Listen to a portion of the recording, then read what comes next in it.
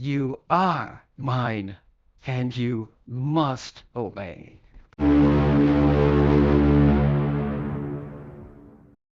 The apartment of Smalls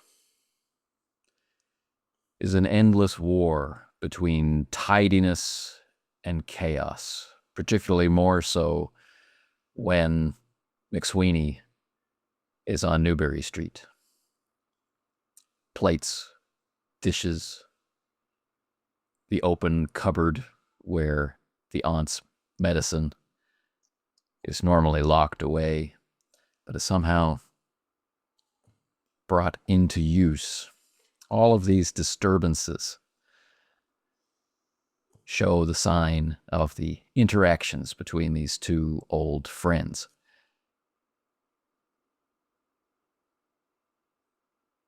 But the impact of the red letters across the white wall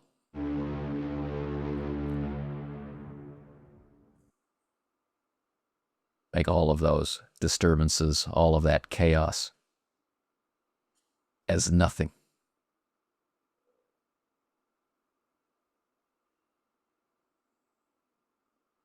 It's not wet. It had dripped, but it had dried.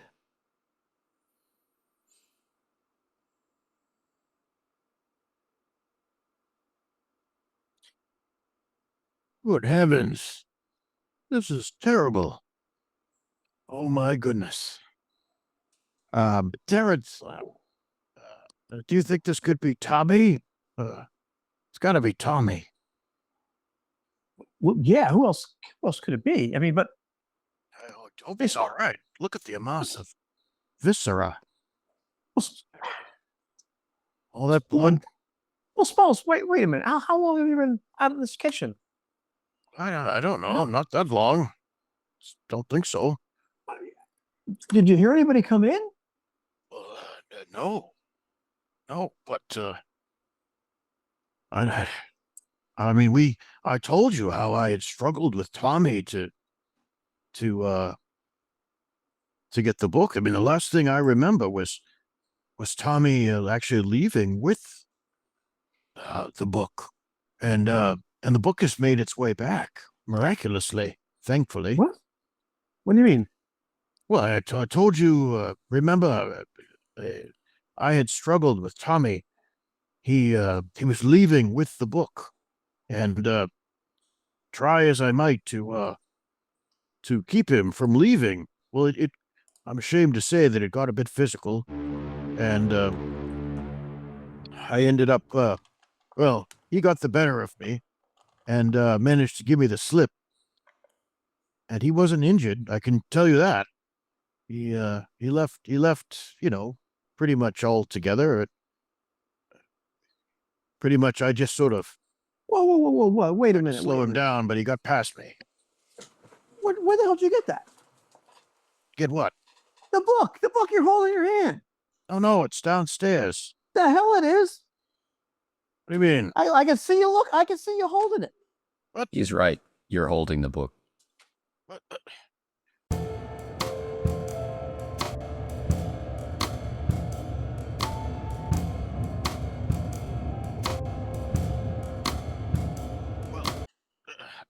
Well, I'll be. Must be in all this must be in all this excitement. I meant to put it in the safe. Where the hell did you get it? You said he took it. I did, but then maybe he brought it back. I And wait a minute, and it's whole? I mean, the last time we didn't, you had part. Oh, Jesus. Never mind. Oh, And we know that this- I'm going up to the cabinet. We know the that jar cabinet with a slightly, but- a couple drops left until we. Well, she does come visit from time to time. Don't want to. I'll make sure take they all come of it. I'm just saying that. Well, we do know that this book has some very unusual properties. So there is that. But I must have meant to put it in the safe for safekeeping, and then you called me, and I headed up the stairs here, and saw this awful message. smeared on my wall. That's gotta be, that must be it. That must be it. So looking up at the wall, looking at Smalls. So Tommy's got the book. You got the book. We know what this book does. I've got the book. No, here it is. Whoa. We know what this book does. I mean, it's impossible, but let's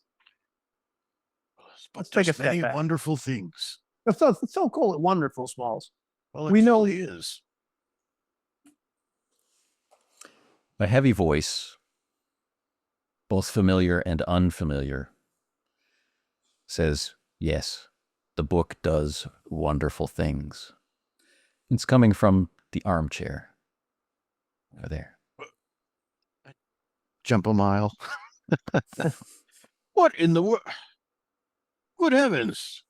Who was there? Tommy O'Riordan, fingers steepled in an uncharacteristic pose, leaning back, is regarding you calmly.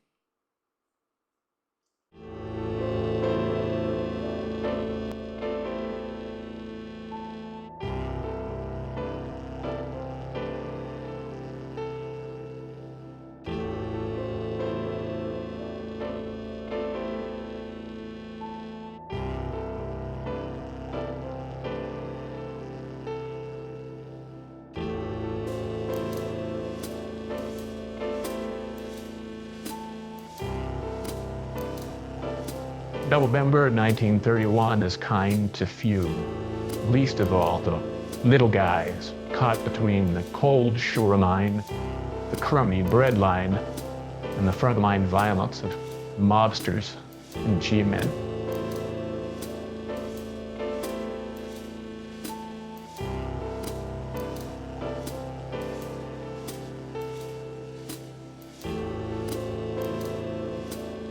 Every day, the news is so bad that people don't even want to line their clothes or shoes with the papers that report it.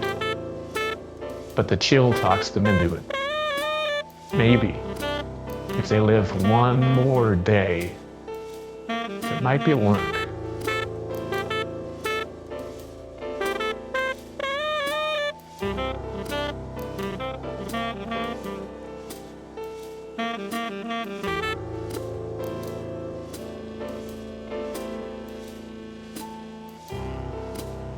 Although the suffering and the violence are getting worse every day, the papers take any opportunity to write about something else.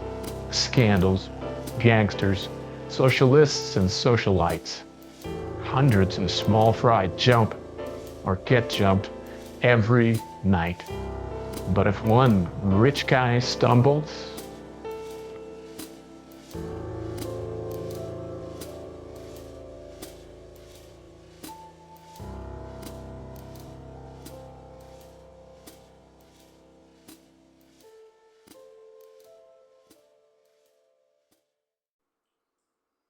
Well, I suppose you didn't have, you asked us not to come look for you because you weren't going anyplace. Well, that's brilliant, Tommy. Do his fingers look injured? Does he look like he's used his fingers as paintbrushes? No. I don't know if that worries me more or less. Thomas, what is going on here?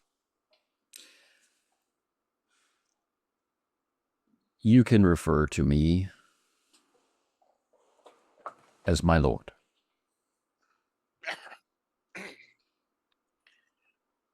Well, I'm grabbing a coffee cup and still got the coffee pot, even though I've spilled some out of it. I'm pouring myself a cup of coffee. And I look right at Real Reed. My lord, coffee?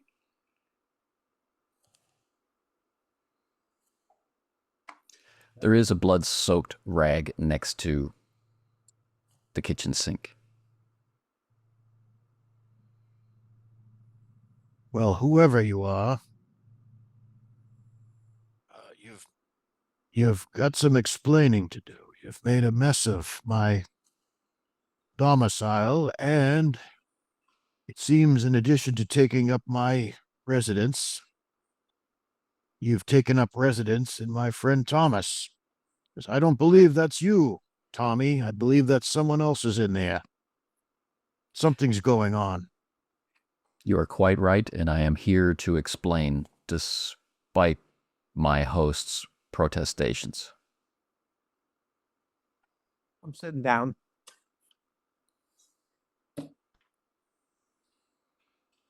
Go right ahead. Mr. Smalls, Mr. McSweeney,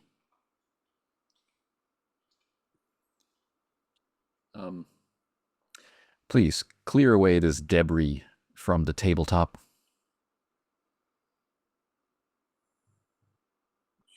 As you wish. I'm just moving whatever debris is on the tabletop off. And Mr. Smalls, could you please place the book on the table? It will open to where it needs to open. All right. I will look down, hesitate for just a moment, and I'll whisper to the book, if you don't like this guy, just slam yourself shut. And I'll put the book down on the table.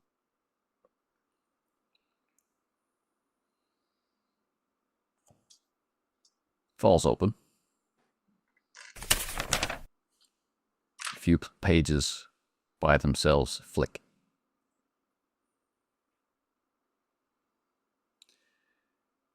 Again, it's one of those pages with an illustration on the right-hand page and broken text, like instructions, on the left-hand page.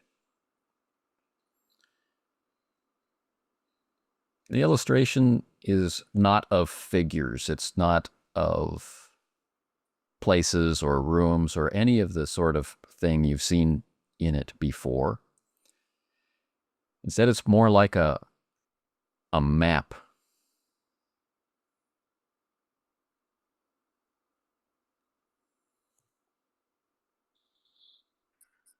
But it would seem to be a map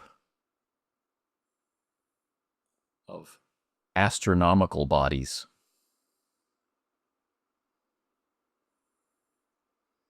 Not terrestrial places.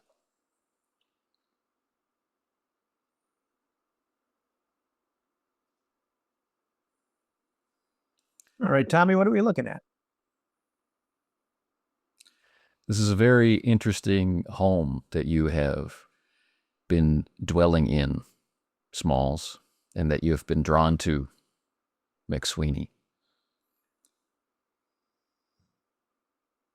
There are fracture points, joins, cracks in creation, and you live in one.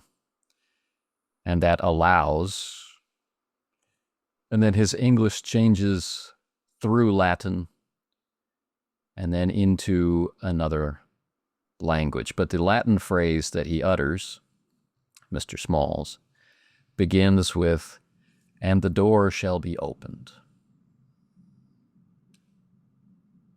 By the time he completes the phrase, not in Latin, but in some other language, you are no longer in your apartment.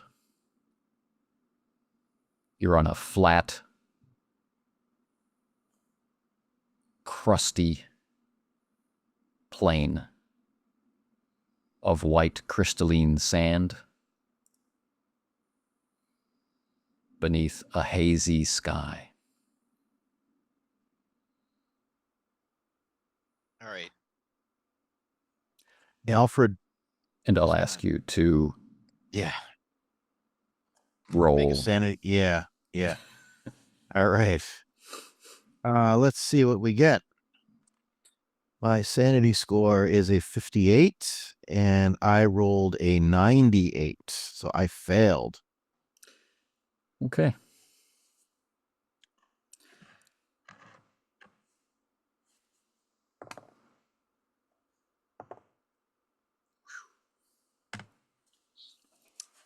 Okay. Terrence? Yeah. This is a shock. And it removes 1 point of sanity.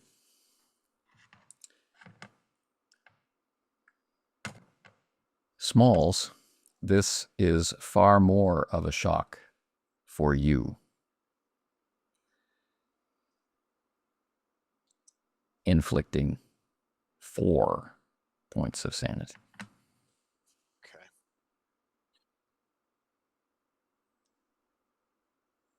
Okay.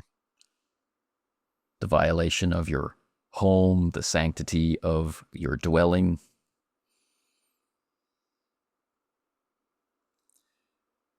He switches back into English. The book is before you. It hasn't changed in height,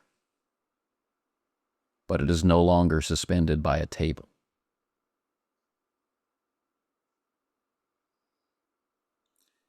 It's suspended by a gnarled and twisted humanoid figure.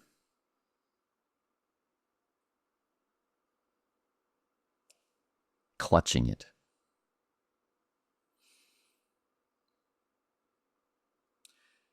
I would not gaze too long at the sky, for we are at the end of time, in a place the ignorant might call dead Carcosa. But Carcosa it was not.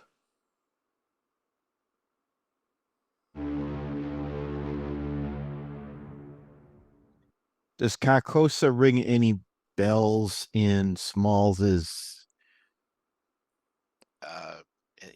history? Has he heard of Carcosa in any literature? Anything that he could Let's find out. reference? Yeah. All right. Are we looking at history. Or history? Okay. Let's see. What is his history score? History. Ooh. All right. I have a history score of 80.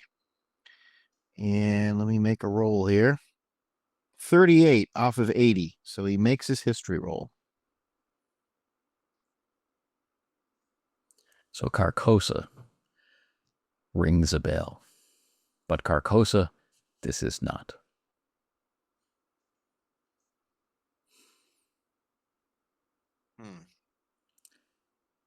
There is a weight on your shoulders, McSweeney.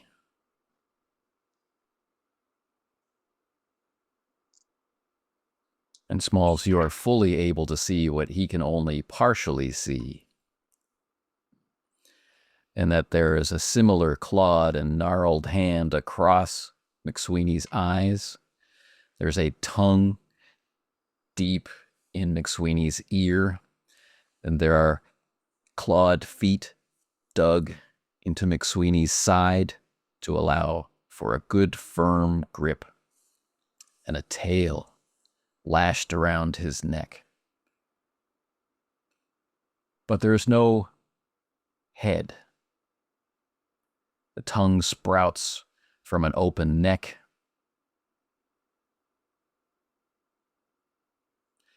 Ears hang in strips down torn flesh across its scaly chest. It has McSweeney tight. Son of a bitch, get it off me. I'm just putting my hands up like trying to. Yeah, I was Grab wondering if he's himself or is he in. Yeah, that might be worth another sanity roll to see this monster. Hey. McSweeney's hands pass through the body of the creature. And yes, this is far more than too much. All right, I'm Gonna make a roll. You making a roll too, Terrence? Yep. You made it. Okay, let's see how Alfred does. No, 55. His sanity's a 54, and he rolled a 55. So, Okay. womp womp.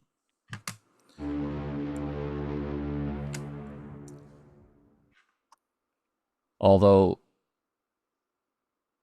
the fight or flight response girds you somewhat, Terrence, it's still a 1-point loss. And 3 for Smalls. Okay.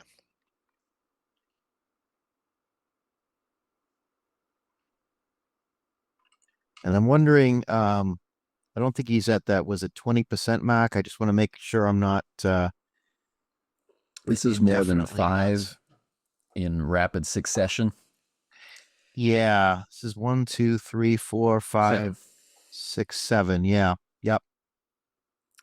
So this does come with lasting consequences. Mm. But for right now, in this very tense situation, those conditions are not going to rise up just yet, and we'll talk about them after the session. So the book being held up by one of these scaled, headless creatures, McSweeney being violated by another, and arms crossed, Tommy O'Riordan, or not Tommy O'Riordan, as his features are shifting from one man's face back to Tommy's face, as if in time with the heartbeat. Tommy's face, the other's face. Tommy's face, the other's face.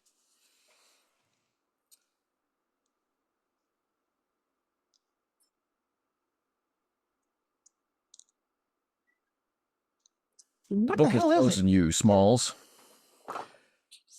Relax. It has been there since your night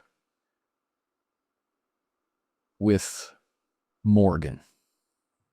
It has done you no harm. It has merely stolen your secrets. If you wish to get rid of it, feed it your eye and be done. If you lack the courage, then accept your fate.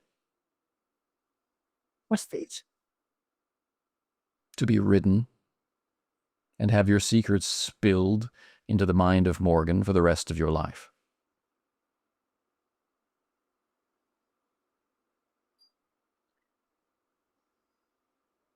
And before I was interrupted, Smalls, you have been chosen by the book. I brought you here to the end of time so that you may understand the book and prize from it that small piece of me that I still need.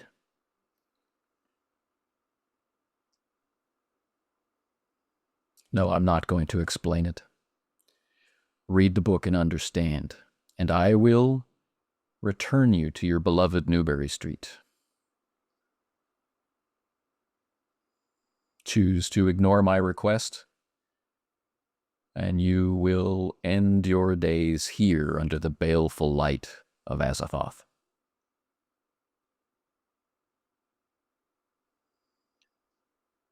I wish to go back to my beloved Newbury Street with this book so that I may read it and understand more.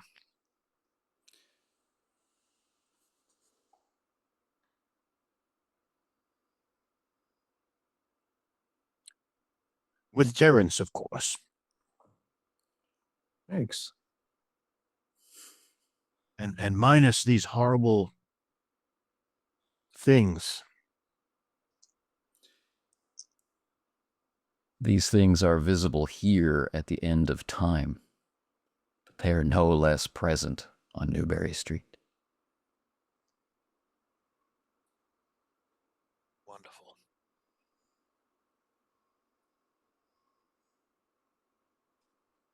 Well, Like Scrooge said to the spirits of Christmas, take me from this place. I wish not to see this vision anymore. Take Terrence and I back to familiar quarters, please.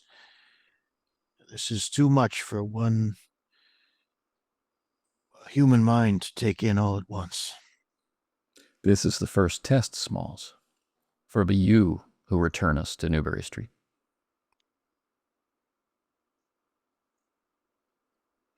But you must first read and understand the book, and understand the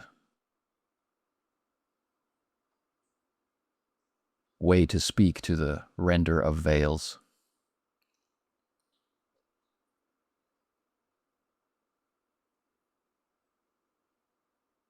Very well. Smalls will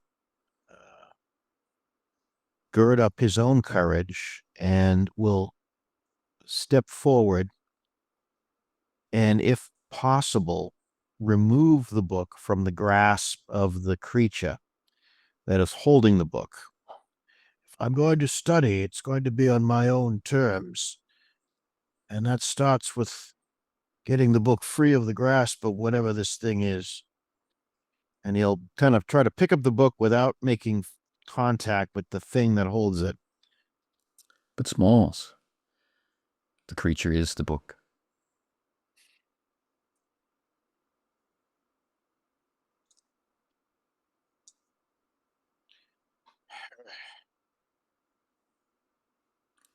Into this being I poured the answers to my quest.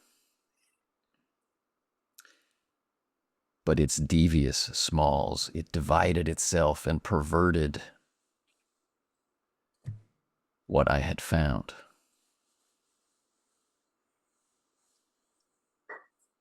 Stealing pieces from my book to make painful, ugly copies, which this is one.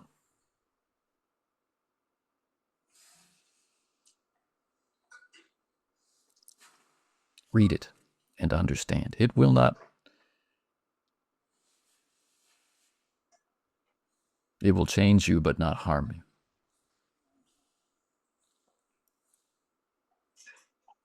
It's not what Gavigan said. What's that, Terrence? It's not what Gavigan said. Well, He's very adamant that like the copies were really bad to read. He was worried about your soul and all that good stuff. Think, McSweeney. How long did the baker have the book? Not long. How long has Smalls had the book? So what's your point?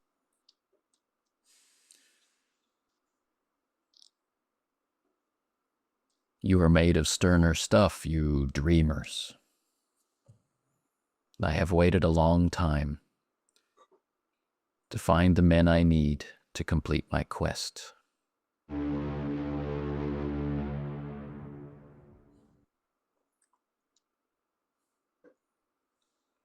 Seems like you, Morgan, Bob, Gavigan, they all seem like we're the ones they need to do whatever quest it is they have, and it all revolves around the same damn book. I'm getting a little sick of this. Then how will you free yourself from it?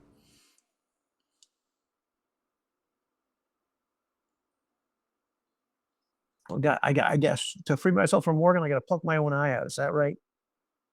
But the rest of you, I don't know.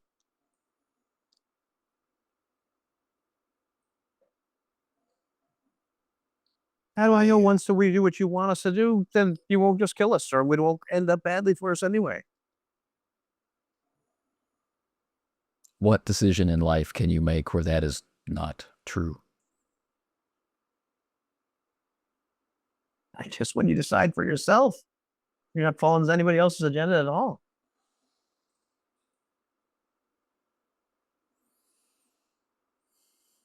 What decision in life is that ever true?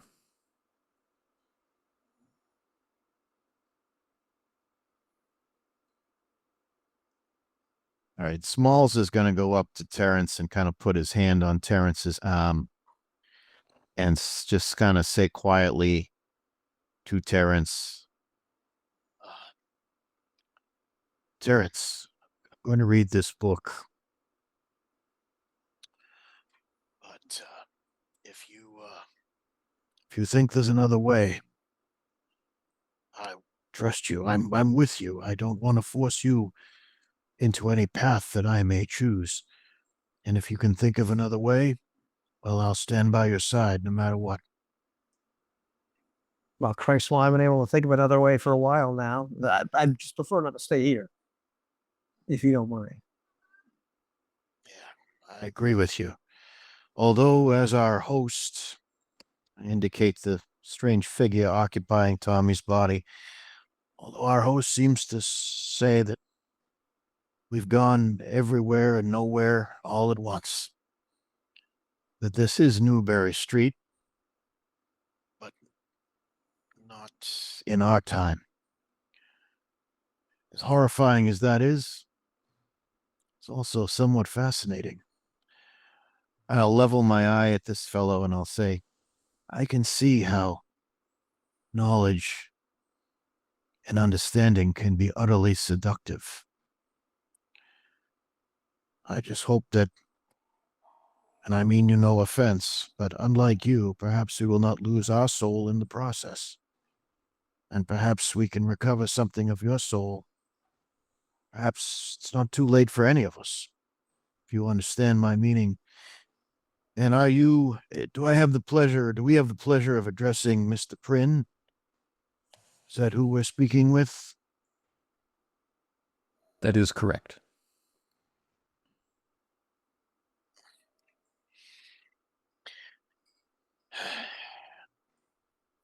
I do not see you as an adversary, Mr. Prynne. I see you as someone who is caught up in mysteries.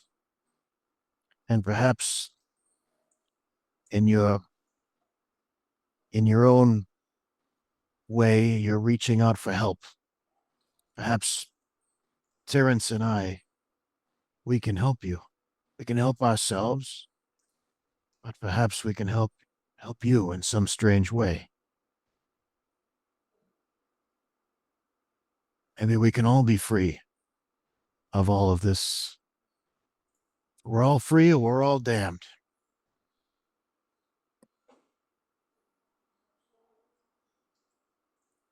Anyway, I'm still trying to You sort are this out. correct.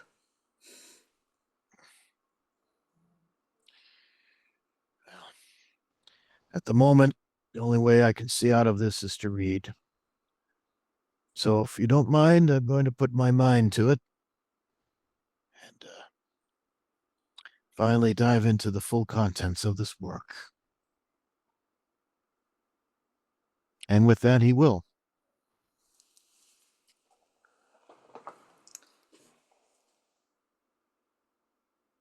Time does not pass, although pages turn. And partly in conversation with the writhing, whipping tongue across the pages,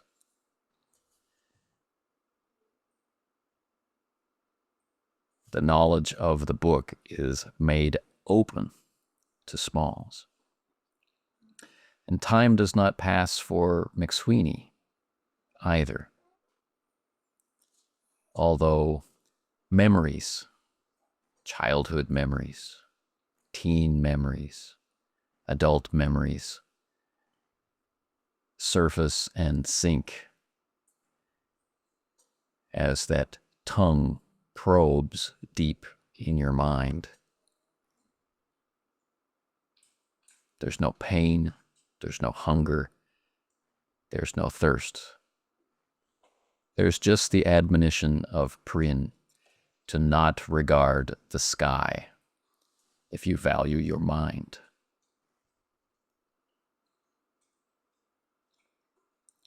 And once that idea to not look sinks into Terrence's mind, the desire to look begins to blossom into a fearful obsession that must be resisted.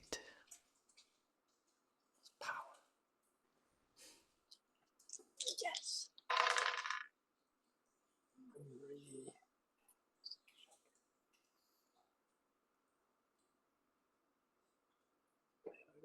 Power has been reduced.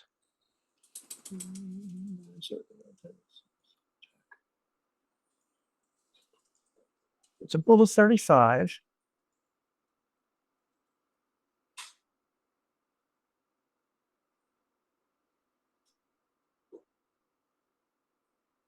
Which doesn't.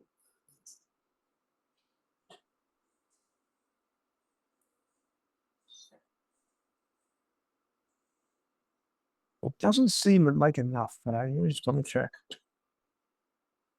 45. Okay, it is. All right. Yes.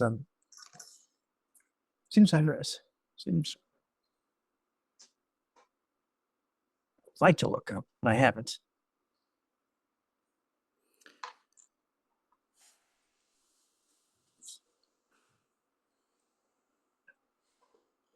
Is it hours? Is it minutes? Is it days? Is it months? Years? You may never know. But eventually, Smalls reaches the end of the book. Or maybe it's instantly Smalls reaches the end of the book. Or maybe it's eternally Smalls continues to reach the end of the book.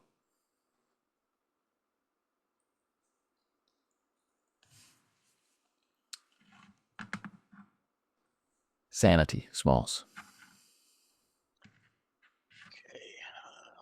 Sanity score is currently 51. He's going to roll. He's going to get a 75. So that is a fail.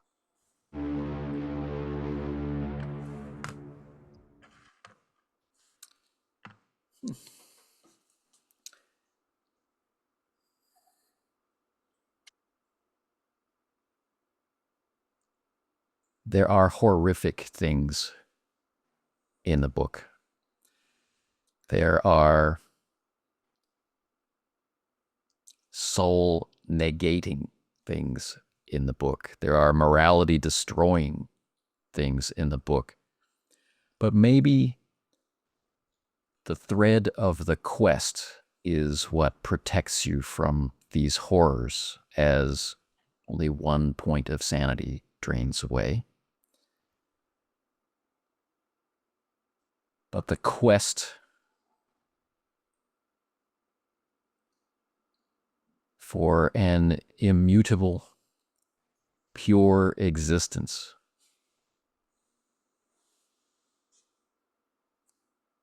a knight horrified by knightly acts, a Christian horrified by the command compelled on them by Christians. The sense that there must be answers, that with enough time and distance there could be an answer, there could be an end to horrors.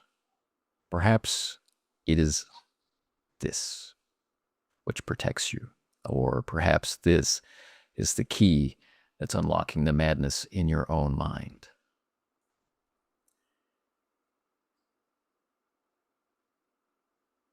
But you have learned one of the skills of Ludwig Prynne, which is to rend the veil.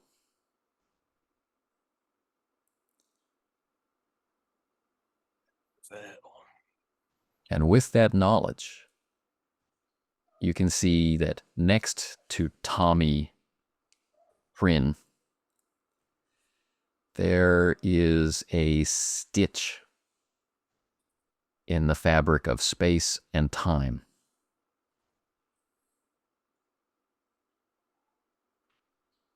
And McSweeney could be thought of as a needle through which you could thread a new passage back to Newbury Street.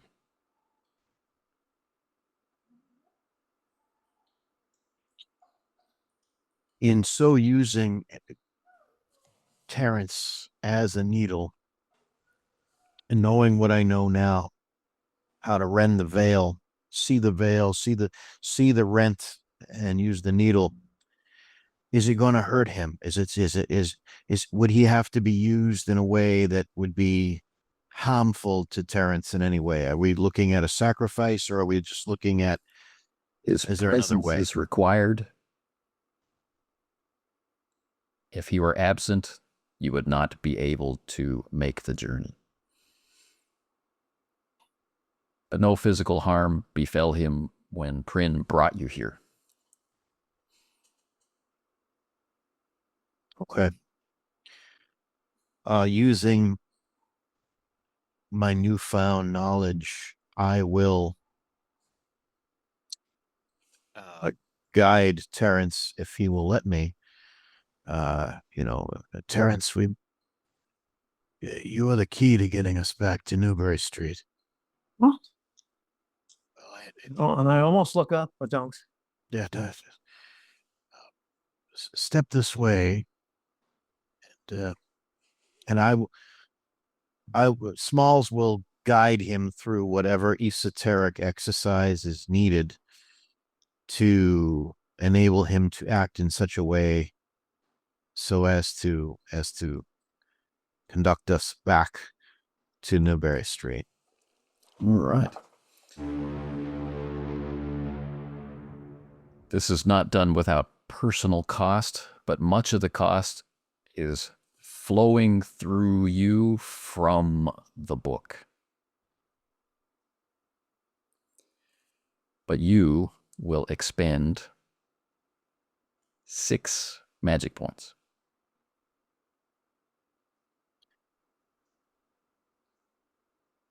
Smalls will, or McSweeney will? Smalls will. Okay. All right. He will do just that. It will exhaust him, but he will do it. And we will need a power roll. Okay. See, my power, Smalls' power is 12. So multiply that by 5 is 60. So let's see what we get. 89.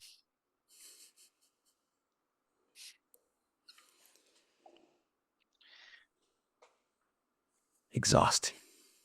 Prin says, clear your mind.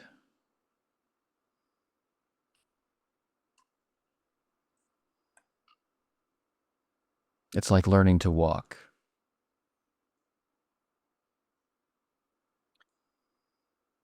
All right. Focus. Do you want to return to Newbury Street? It's been aeons since we were there. Don't you miss it? Indeed, I do. All right. He will focus with every fiber of his considerable being on a second attempt. Slowly. Yeah, he'll do it.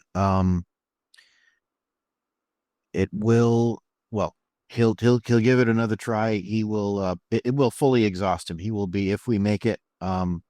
Just looking here, I see that he will be rendered insensate. So let's see how we do. Either way, he'll be insensate with the intense effort needed. So 33 off of 60. So success. The words and the will combine and become a web that weaves and wraps around you three. Or is it more?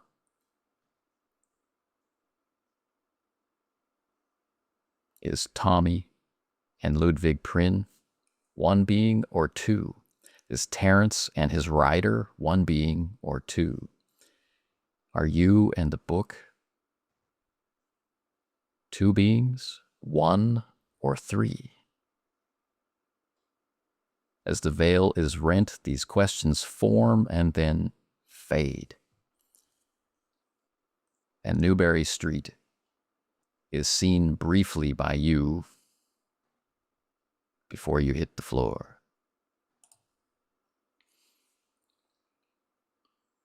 Oh.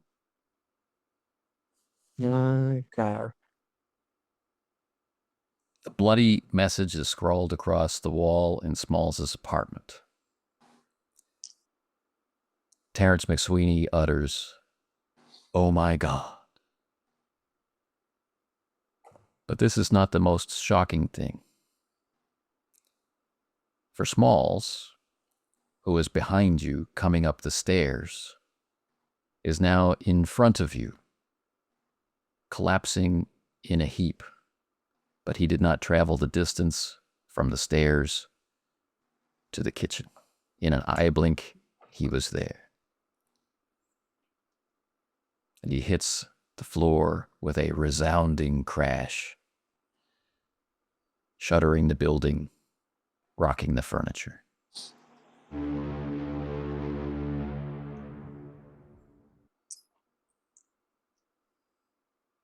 So, Dutch. I go to the counter where I put out Telly's bottle. Let's see if I had to remove it from the table not so long ago. And just slowly uncork it.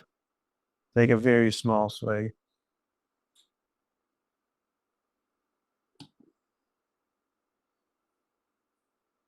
Hey, where the hell were you?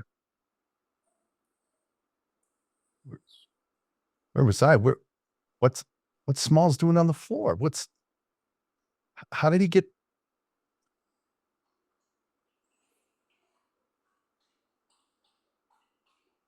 And whip around looking for Tommy. He's returning to the armchair to sit down. A young gentleman, well dressed, is moving to sit in an armchair, unconcerned.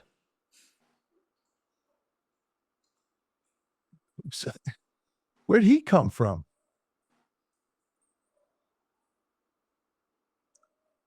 Drink? Yeah. Pass Eddie the bottle. And go pour myself. Well, I got to grab another coffee cup. Well, the set is now missing one. Pour myself a little bit more. Nestled tightly in Small's flaccid grasp. Jesus, help me, would you? Help me get him on the couch. All right. Seems like the thing to do. They'll take a good nip there from the bottle and set it down, kind of with a longing look at it, and then he'll help Terence get Smalls on the couch. Okay. The two of you working together.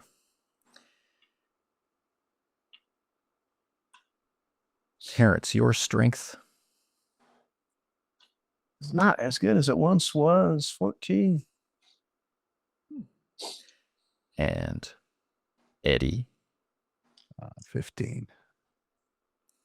The two of you working together with great effort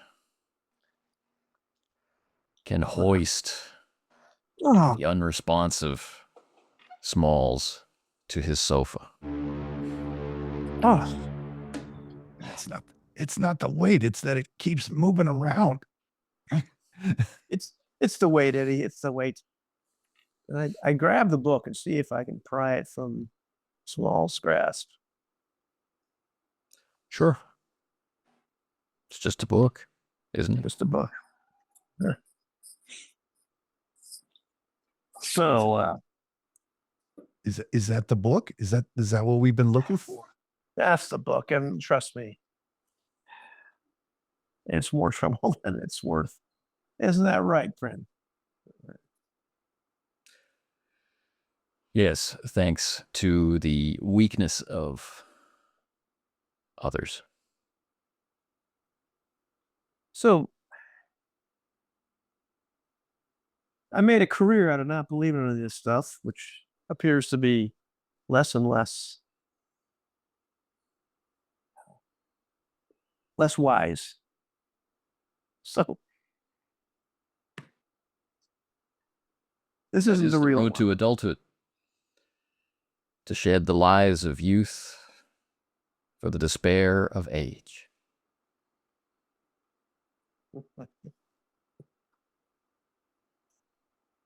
So this isn't the real book. This is a pale copy. Do we know where the real one is? Is it the one that Morgan had? You were watching closely, weren't you, in order to ask that question?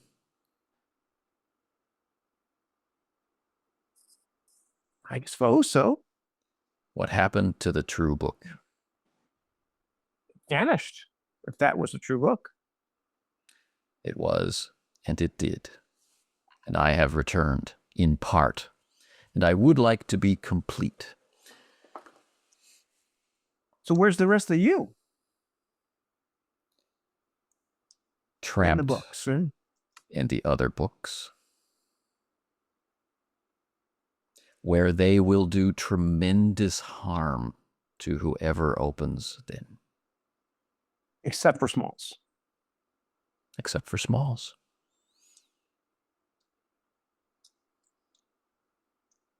We're confusing your friend. Yeah, Terrence, I don't think I've had the pleasure. This is Tommy O'Riordan, or this is Ludwig Print. And gentlemen, Ludwig, Jeremy, this is Eddie Driscoll, also known as Mr. What is it? What does your license say? Thornton? Thornton, Alex Thornton. Yeah. And I am always Terrence McSweeney.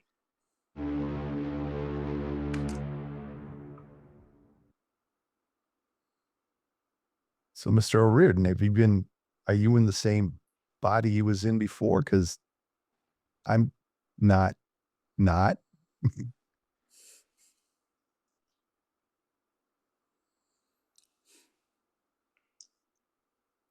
I'm using this body.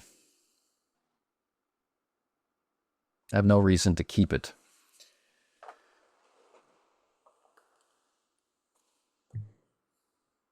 And there are other books, and you're in those. Yes. And I suppose you don't know where all of them are either.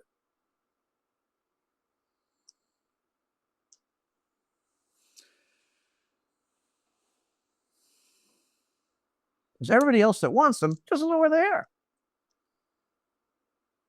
I'm not sure that that's entirely true. Well, what do you mean? Because Gavigan, he seems to be concerned as all get out, but he wants to destroy them all.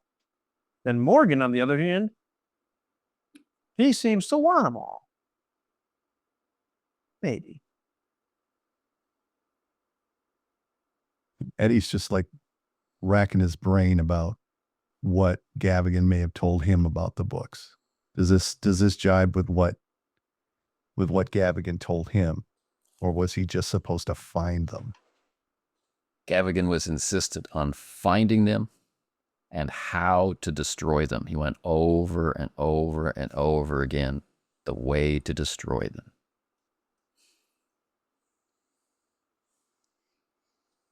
Yeah, that sounds about right. The Gavigan wanted him disposed of.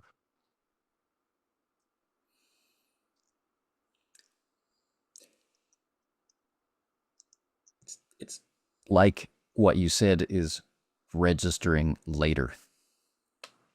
This man is wearing flesh that is not his own.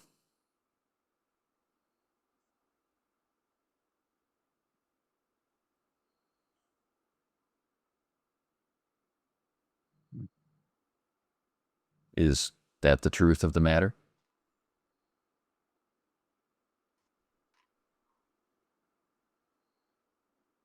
Okay, I know it sounds crazy. I was in a hospital. When I came to, I was in the middle of a busy street. Terrence was in front of me. I called to him. He didn't know who I was. I look in a storefront window.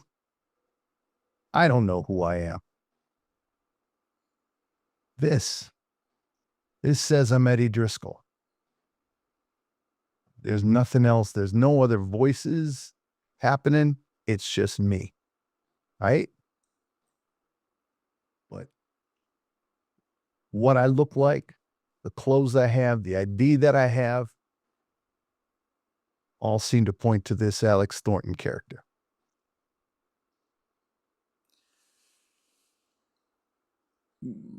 May I examine you? And he kind of pulls back a little bit and looks at Terrence. I can't vouch for him. Just make sure he keeps you here. You don't want to go where we've been. This is a red-haired youth, maybe 18. Yeah, he's talking weird.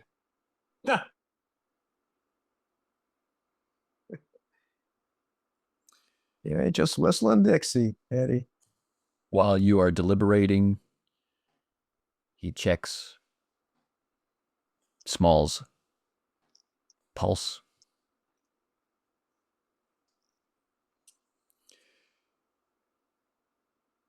One of you can cook, or is there someone that can be summoned to cook?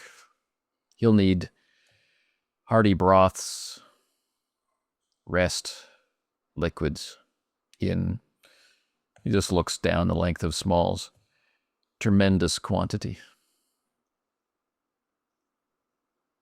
Yeah, you know what? I can cook a little. Yeah, and let me see.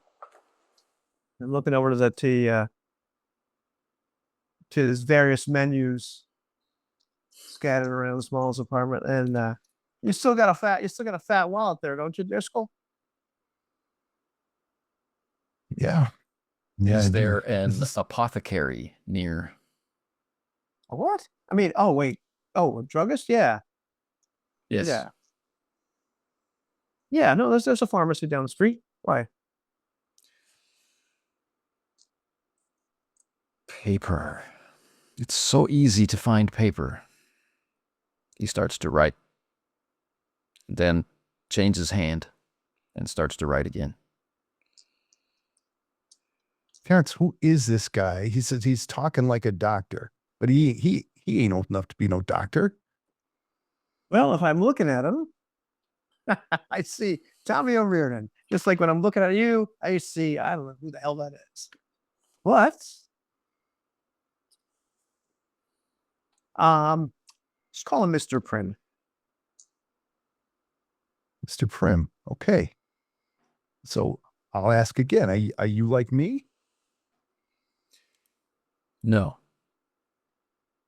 I'm a guest in this body, supplanting and suppressing its native consciousness.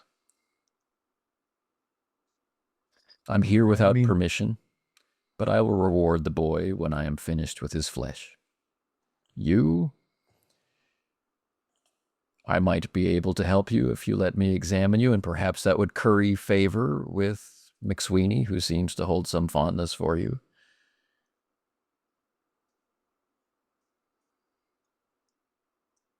And Driscoll's just kind of head goes into his head goes into his hand, and he's just like,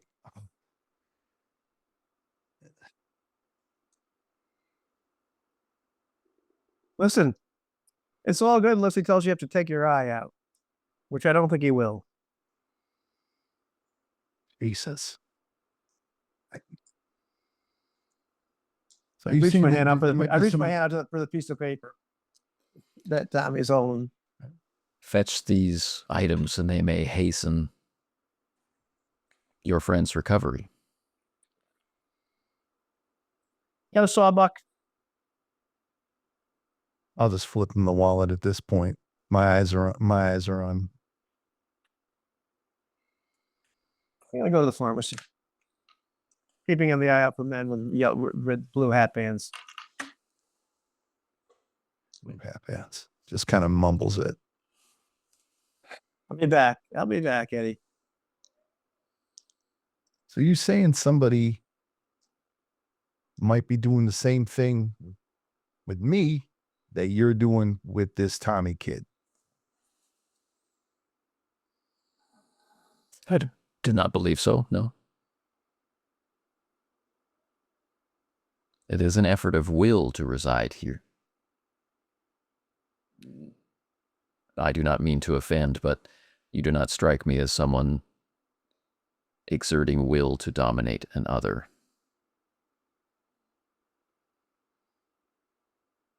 I'm just trying to understand what's going on. That is the human condition. Give it up, Eddie. And leave the book on the table as I exit the apartment.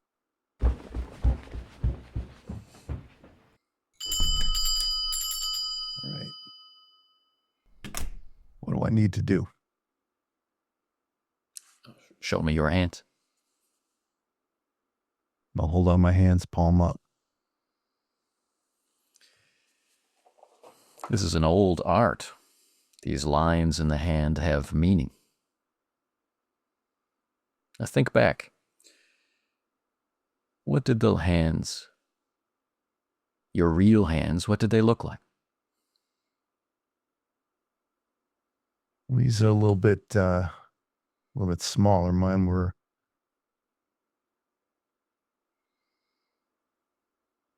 fingers were thicker. Look at the lines. Remember how they were not identical, but somehow the same. I think if you regard your hands now, you'll see the lines on your left are familiar, while the lines on the right are not.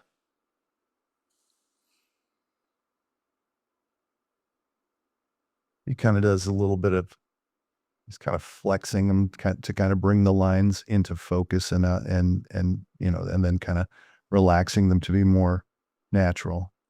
And he's trying to make that comparison. Yeah. There's truth in what the man is saying. And he'll look up. Okay. Go on. And so if that observation is true, if the lines of one do not match the lines of the other, then this flesh is your flesh changed to serve the purpose of another. You have been transmuted from, Edward Driscoll, confidential investigator, Yes. into this other person. This Thornton guy. It's not permanent. Well, that's a relief. Smalls, when he wakes, will be able to facilitate a less painful transition back to your natural form. There's a tincture and a powder that he can mix. Yeah, but we got to get him better. We got to like force feed him broth, which I know he's not going to like. I've only had acquaintance with the man for a couple of hours, but this is a guy who likes to eat real food.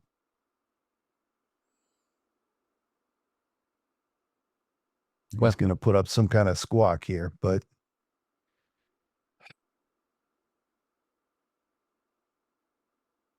that must be why I'm so sure that I'm who I am. Yes, you are not two people, you are one.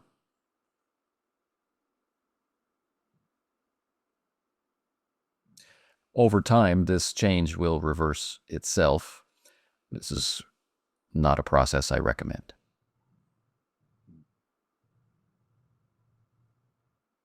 Right? Well, I guess McSweeney's on the apothecary run. So why don't I get some broth started? And he's gonna rummage around the shelves for like bouillon cubes or anything, any kind of like I don't know if canned soup is a thing right now, but yeah, he could certainly make There are use of a many few different ingredients. things. Yeah. Okay. The wondrous shells. All right, of so get Smalls. all right, get some water on the boil. And the young gentleman with the unusual mannerisms sits down and just watches Smalls. Out in the street, McSweeney. Ooh. It's a busy day. There are many people around. There are many places to hide. There are many eyes upon you.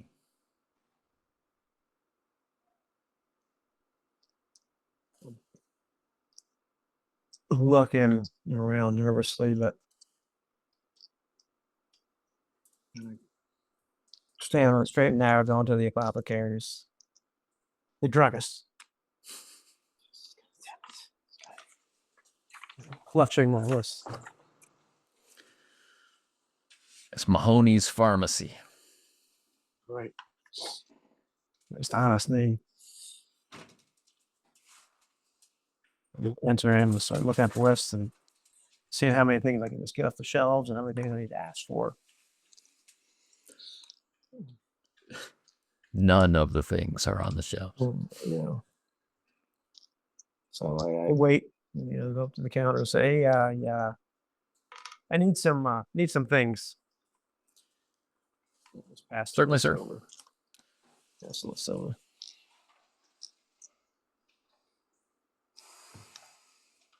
I didn't write it.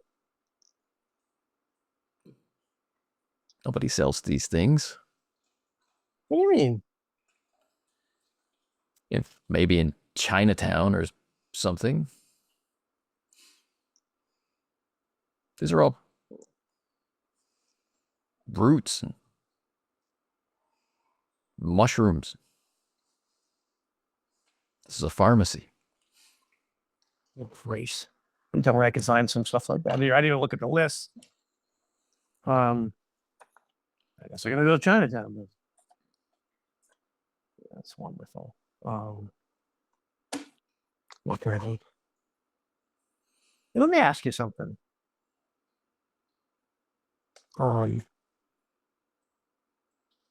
What do you have to deaden pain? Asper. Anything better than that? Not without a prescription. Okay, with a prescription. Look at laudanum.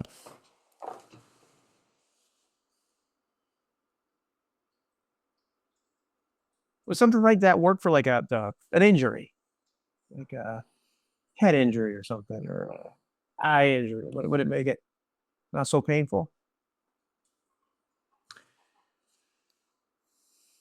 Has someone been harmed, sir? No. No, it was somebody told me to get that's something done in my eye, so I wasn't sure like how painful that the recovery of that would be. That's all. Now, there's the message you want to communicate, and there's the way in which you want to communicate it, and then there's the way it's actually being communicated, which in this case, trying to keep something hidden and still get what you want is fast talk. Excellent, because I excel. I can sell at fast talk.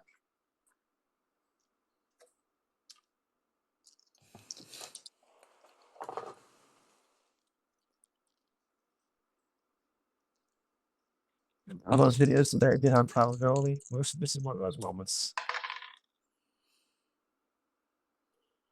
It's a 12. No good. Conversation goes on, and this is, maybe I could get something that you're looking for at our other location. And he's moving over to the phone, and he's lying.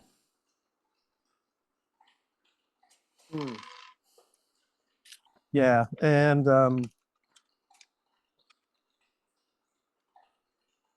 so yeah, I mean that's okay. But listen, so yeah, just tell him Pritchard, Ethan Pritchard.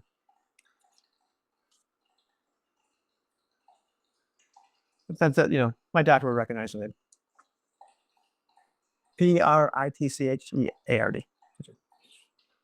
Kind of started to walk out the door. Just wait. Don't you want to wait for the... No, it's okay. It's okay. Just a little nervous about my doctor. So he continues to go to the phone. Yeah. All right.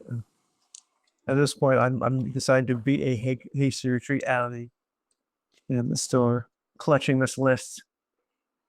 Right. To go where? Chinatown, I guess. Okay. Back at Smalls' apartment, the broth is boiling, starting to smell good. Heavy breathing from the sofa that sounds like sleep. Relative immobility from the young man who's just sitting, waiting. Chair. And this quiet scene is interrupted by the doorbell.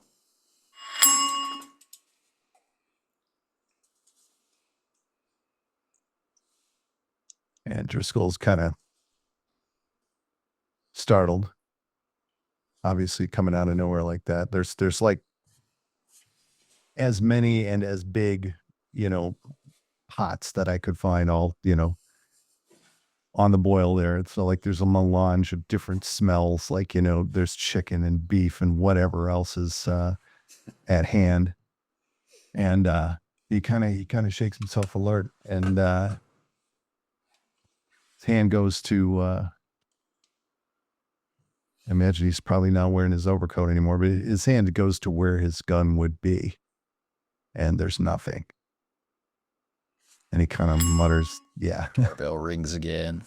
Kind of mutters a little curse under his breath. He starts heading for the stairs there, and Alan looks at Tommy, goes, "You expecting anybody?" It's not my house. Yeah, you're not in your house. And he kind of looks him over, looks his body over, basically like, yeah, I got that. Heads down the stairs. Trying to be cautious about it, if there's any way that he can see, and he's kind of just realizing that he hasn't locked any doors behind Terrence at all. Is there, and he's looking for anything he can use as a club or a... Yeah, it's an antique shop, so there probably would be lots of bric-a-brac. Maybe not, there.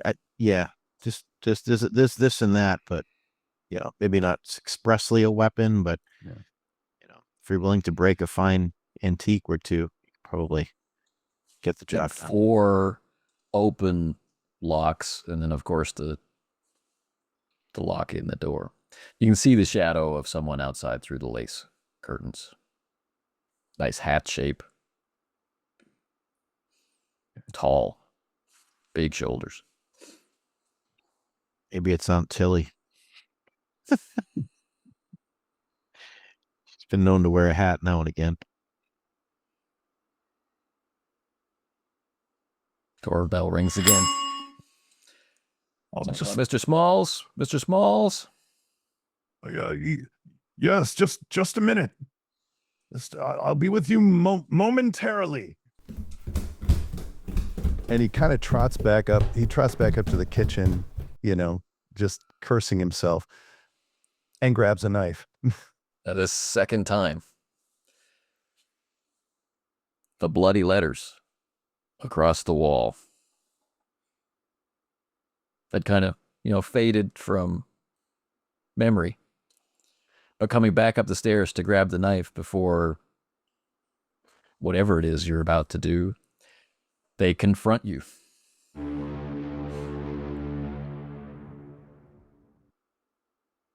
It's the same message. Same message. It's just anyone who comes up into this apartment is going to see them. All right.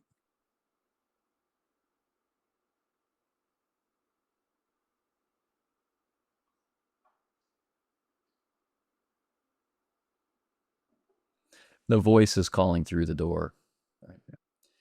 Mr. Smalls, I'm with the Treasury Department. I just have some questions for you.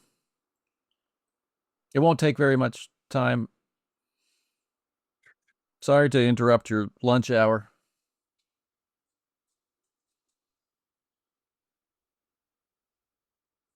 All right, so he'll conceal the knife, and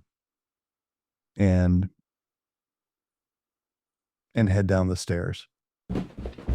We'll close tonight's session there.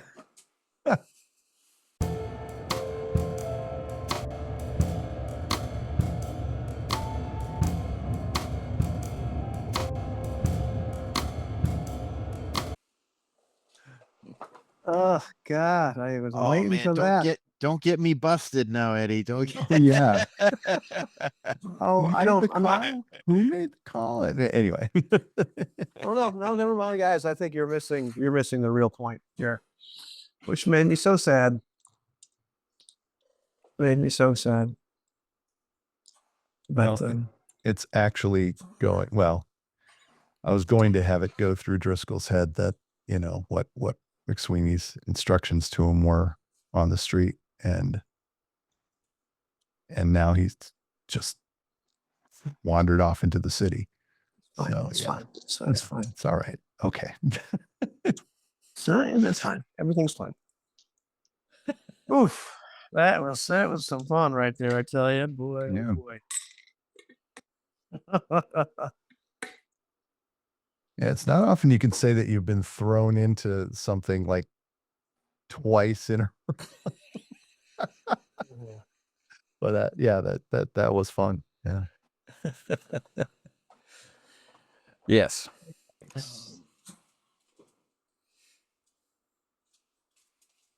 Going to Chinatown. Thoughts? Going to Chinatown. That's the Yeah, highlight of going the to Chinatown. session. Going to Chinatown. And Going I don't know, out should the we- bar for somebody who'll probably recognize me in about half a second. No, it was an interesting session. I talked to Anthony after the last one because there were some things where I felt like I had just gotten to the point where there was enough meta knowledge where my girlfriend put it really well. As I was telling her about this just recently, the authenticity of the character started to feel a little threatened. And so I had to think about that a little bit. But this session, I really didn't feel that strain.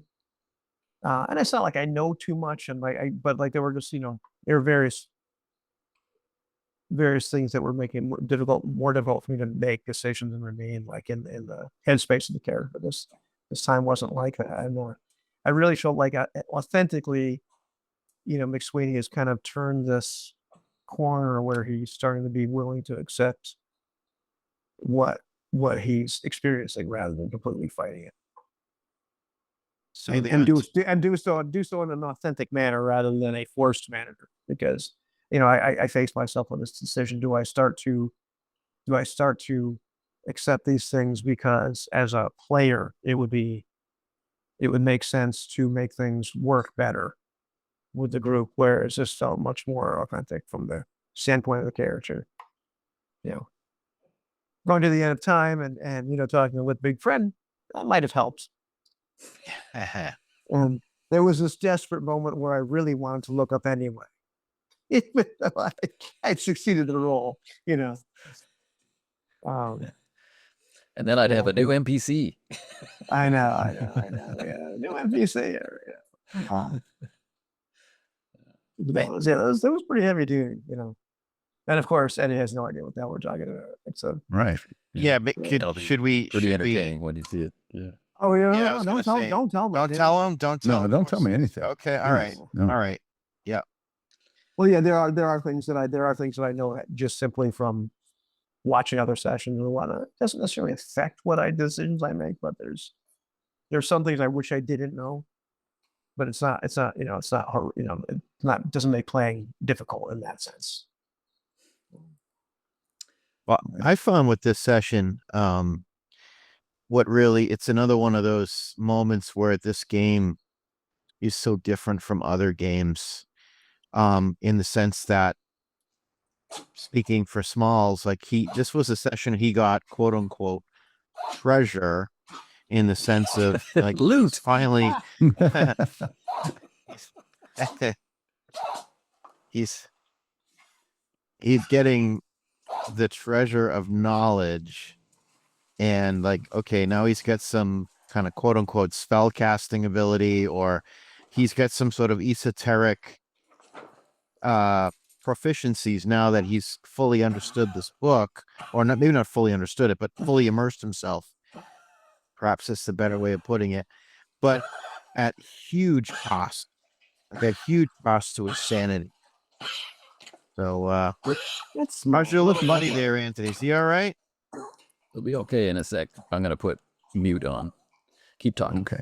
I just want to make sure I got two little furry friends here, and well, actually I got four little furry friends. We got two canines and two felines. So, yeah, just want to make sure Yeah, you got treasure. furry friends. Smalls got treasure. So he's got that going for him, but of course he's also been blasted. His sanity really got blasted this session as well. So he's got to deal with some fallout.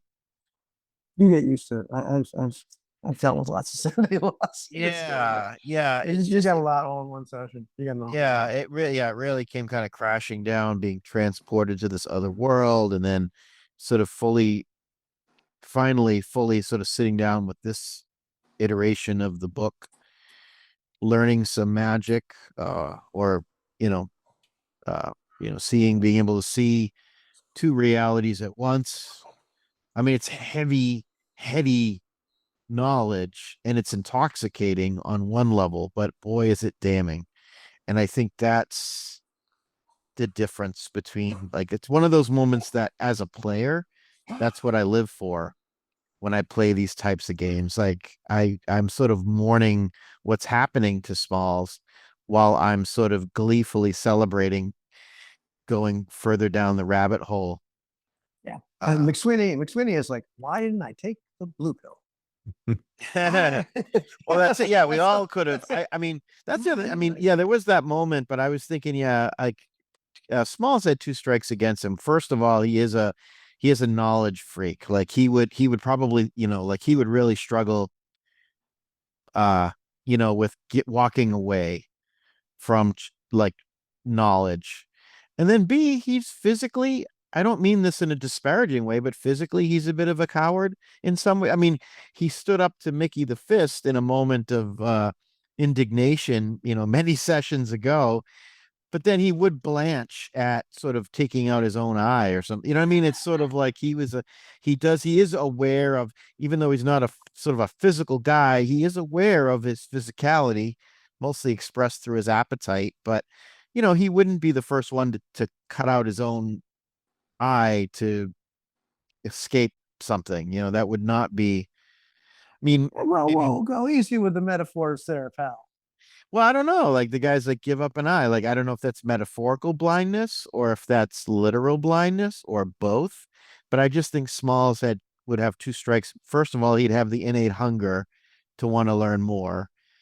And then then B, aided and abetted by the fact that he's very he's not typically when he has a moment to think about it, he's probably not going to fight. He's not one of those people that can kind of shut off or fuel his ambition by pain. It's just not a thing for him. So he's kind of physically a bit of a coward. But I don't mean that in a mean way. I just mean that's just, he's averse to it. He's a brave man. Adverse to pain. Averse to pain averse. Yeah. Yeah. So during the week coming, you and I should talk about the effects of the sanity loss, so we can root that in Small's character and experience. And each of you will need to add a year to your life. Or another way to put it would be to remove a year from you. You're older. Yeah. All right. I'm crossing out his old age and putting in his new age. Not Eddie. Eddie's still Okay. young. Eddie's still a reasonable guy. He's just experienced some unreasonable things. There you go. But it is such a wonderful, wonderful game. I'm really enjoying this, Anthony. Thank you. And actually thanks Scott and Ivan. Collectively, it's a wonderful, it's a terrific fun. So really happy. Cool. Oh, wow, just another year, got another year older just like that, which all of a sudden at this point in my life doesn't really seem like very much. Well, whatever. That usually happens when I turn around. I'm watching the Blade Runner game where they keep on referring to me as 55. Oh. No. That was last year. That was last year. 56. Bastards. That was cool. I don't know. I don't know if there were several great moments in that session.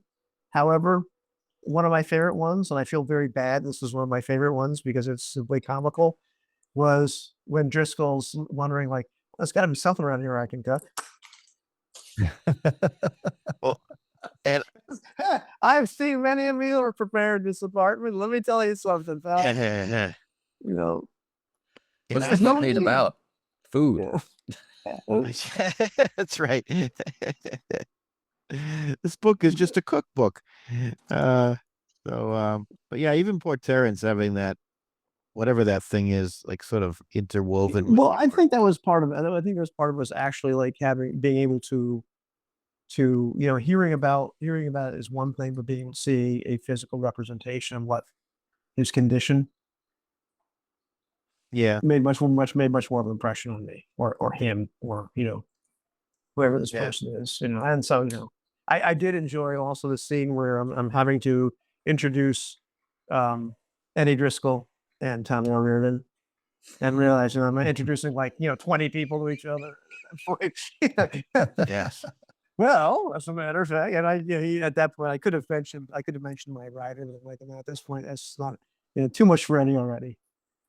And I just love the sort of metaphysical again, this is where like a game like this, like that you just don't get I haven't, maybe others have, but I have never gotten, usually, and I'm not smashing or throwing any shade on any like dungeon crawl. I love a good dungeon crawl, right? I love me a good, Mork board or a good, old school essentials and all of that. But, it's not, in most games, you're not typically leaving Newberry Street to go to like one step away from the heat death of the universe, you know, and usually, you know, and I just love that idea of like we're on Newberry Street, we're not on Newberry Street, where like some of our insanities and are literally being physically manifest as these creatures, and you know, it's trippy, but it's not it, but it's trippy, but it's also I don't know, it's not it doesn't feel like it's not just a trip. It's like it's I just love this kind of playing around with realities, and we've got a lot of that going on with Eddie and Thornton, you know, Driscoll and Thornton, who's who, and you know, I don't know, just all of us are battle like you know, Tommy, who's Prin. It's interesting, and yeah, this book that is its own personality. So it's a very heady brew. That As a we- player, it was very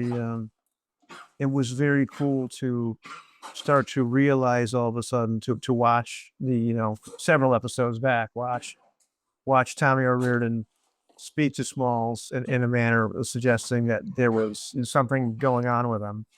And then thinking back to the last time we saw the book and what precisely happened and where Tommy was at that exact moment, and realizing, oh my God, I think he's been possessed by the Big Prin.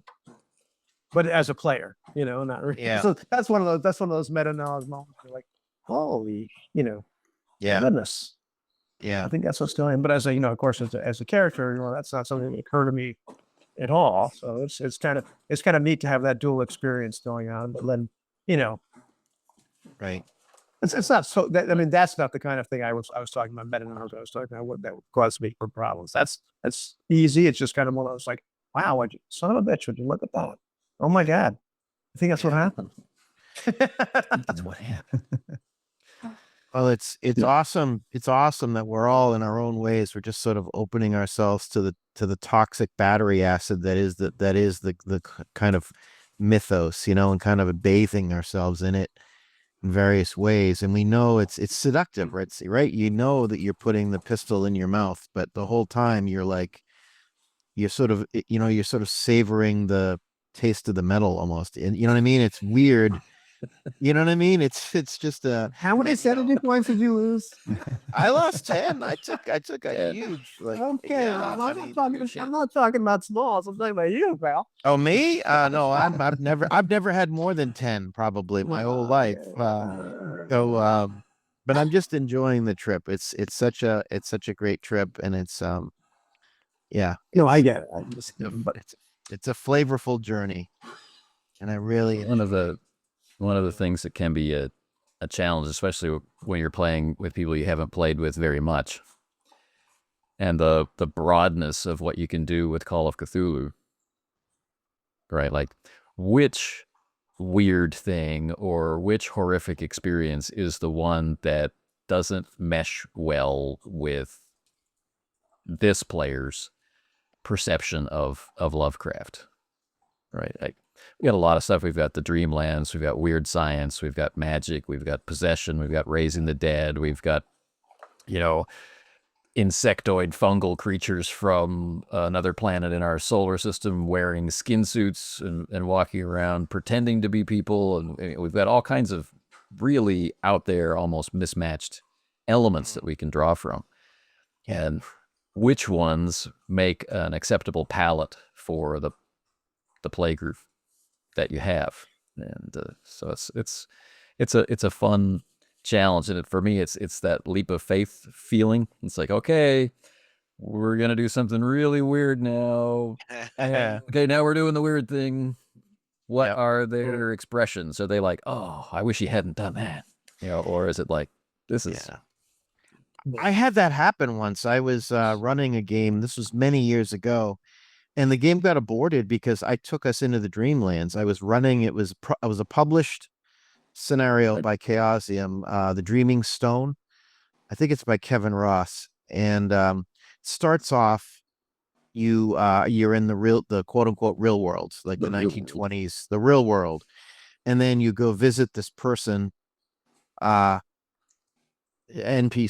character. You go visit this NPC, and suddenly you find yourself in the dreamlands. And as soon as that we made that shift, one of my players, who is he's a good friend of mine, he just kind of threw up his hands. He's like, "No, I don't want to do the Dreamlands. I hate the Dreamlands." Like, he just hates it's just not his thing. He's like, "I don't want to play this. I don't want to play this anymore." I mean, it was literally like, right. Yeah. I mean, it was everything but flip the table. It was just sort of and I had to do I kind of looked around at everybody, and everybody else was kind of whatever. Like, they didn't really care either way. That they just want to have fun. They wanted to have a good time. And so we just did we just had a hard reboot. Like, I was like, all right, well, and I just went over to my bookshelf. I'm like, all right, I guess we'll do something in Innsmouth or whatever. And I just pulled it off the shelf. You're not in the Dreamlands. You're in Kansas.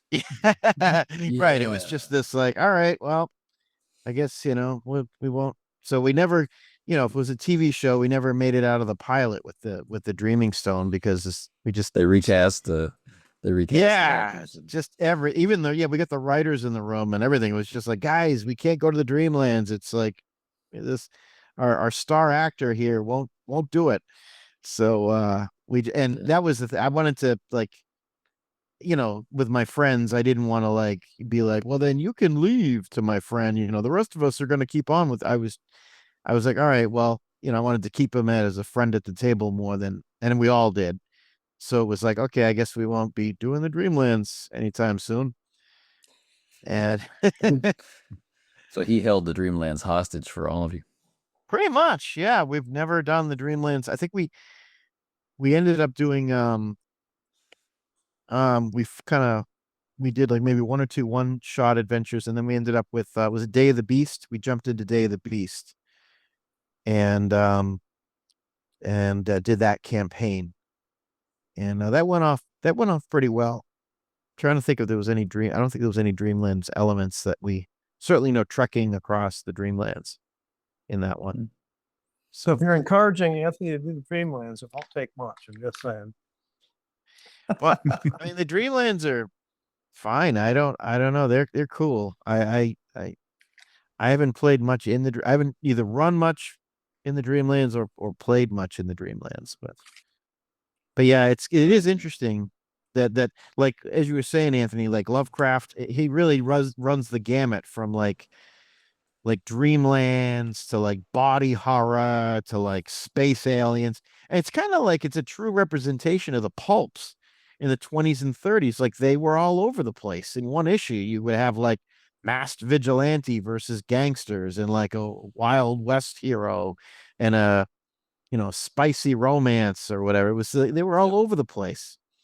Well, I appreciate what happens here, and this campaign, if you will, is that like there are things that happen that you can't point to and say, oh, that's just like this story, but they feel Lovecraftian. They're freaking weird, and they're weird and horrible. They're not just weird, but there's an element of them that just make your skin kind of crawl a little bit. It's the way it's part of the way they're presented.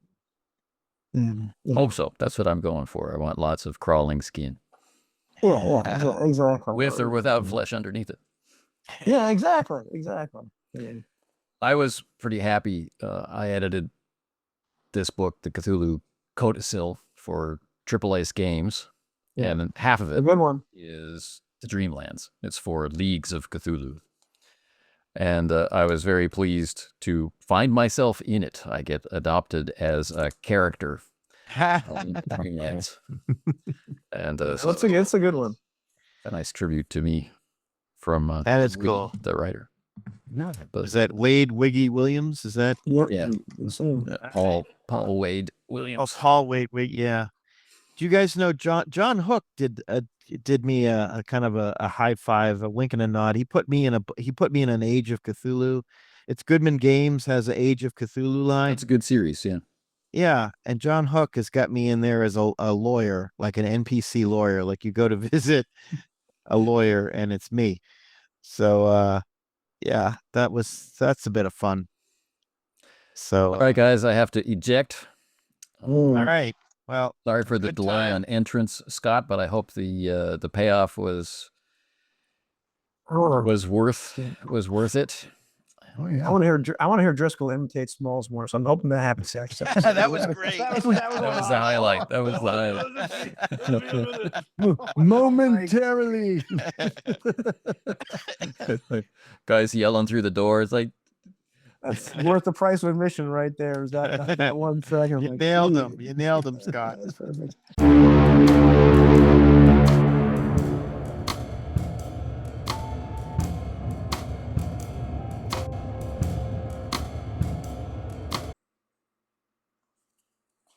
when we last left Eddie Driscoll, he was the only conscious, well, not only conscious occupant. There is the mysterious man who is another man.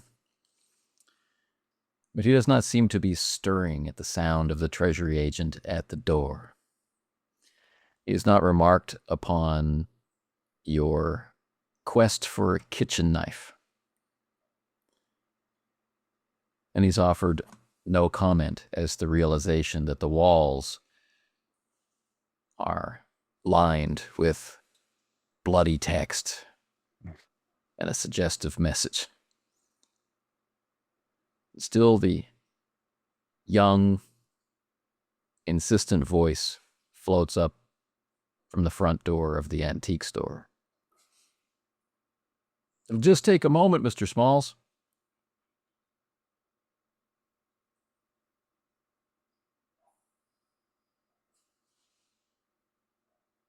So Eddie's going to look around. He had tossed McSweeney his wallet when McSweeney had requested some cash, and he's going to look around for the wallet if McSweeney just took some cash and put it down, or if he took it with him. It's there on the table next to the sofa. He kind of looks up and, almost mouths, "Thank you, Terrence." Pockets the wallet, starts down the stairs. As he's doing so, he takes the knife and he cuts off the hospital tag and pockets that as well. And then when he gets to the bottom of the stairs, he'll look for any convenient spot just to lay the knife down. There's an umbrella rack by the door, but the front door opens sideways into the main room. Okay. All right. Just kind of maybe put it behind an umbrella or, or some item of clothing or whatever that might be hanging there. And just kind of See the shadow of the yeah. of the visitor on the other side of the lace curtains and the 4 locks. Yeah, none of which, aside from just the door latch, are locked because Terrence had left. He just kind of straightens his clothing as best he can. Takes a deep breath. Steps up to the door and opens it with as much confidence as he can muster. It's a young man, tall, looks athletic. The suit doesn't really disguise the muscular build. Strong face. He too maybe has seen your shadow on this side of the door, so not surprised when the door opens. But then he takes a step back and a small smile lights his face. Is Alex, what are you doing? Alex, what are you doing here?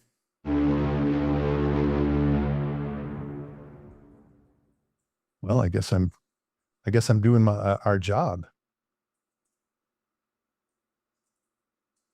Oh, but Bill sent me over. He said you were on leave.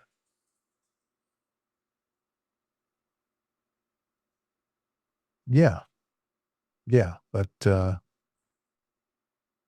don't know. I just felt like I should keep my hand into all this all this mysteriousness that's happening. Why are you answering the door? Well, Mr. Smalls is rather indisposed upstairs after he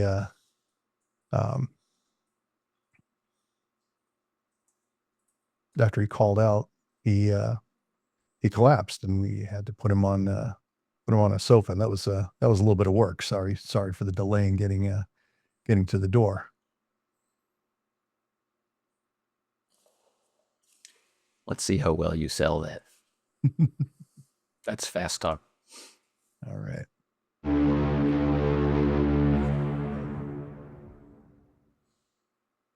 All right, first roll of the night is a 15 on a 40. 40? Yeah. He's a big guy, is he? Oh, big. I think you need a couple of more superlatives after that. Do we need to contact a doctor, or? I think he's going to be okay. We were about to eat. He seems to be pretty interested in that. So maybe he was overcome by his appetite. I don't know. Well, I had a couple of questions for him. Did you already do an interview, or? Yeah, I talked to him a little bit. What was Bill after? What do you want to know? Well, he wanted to nail down the particulars of. We know they were witnesses at the scene of your massacre. So there are still some unidentified bodies. So, who did they see there?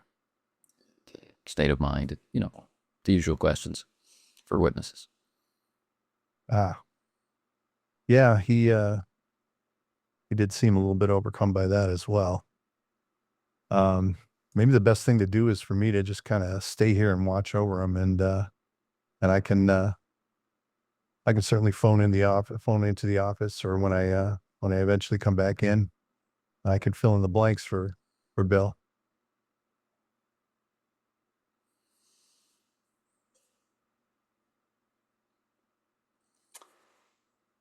He looks like he needs to be persuaded. Hmm. He's moving from foot to foot. He's looking down Newberry Street. He's looking up to the corner, and over his shoulder, that bright green sign of this new cafe. Hmm.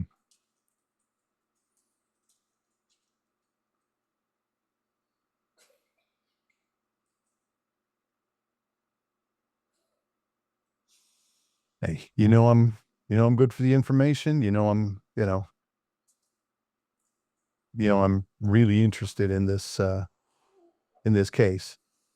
The guy's indisposed, as like I say, but I tell you what, why don't we step across the street and have a cup of coffee, let him rest a bit, and then maybe we can come back and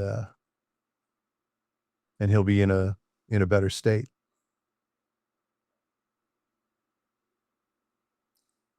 Okay.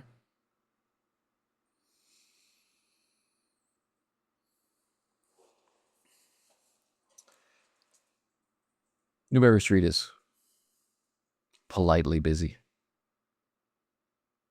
Cabs are rolling by, private cars, wagons, carts, bicycles, the boy on the corners just yelling, "Police still stumped over Bob massacre." Still baffled. Lindbergh flight due in Miami tonight.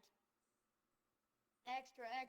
Read all about So I'll just try and make small talk as we're going across the street, well, you guys working this? You make any progress? Well,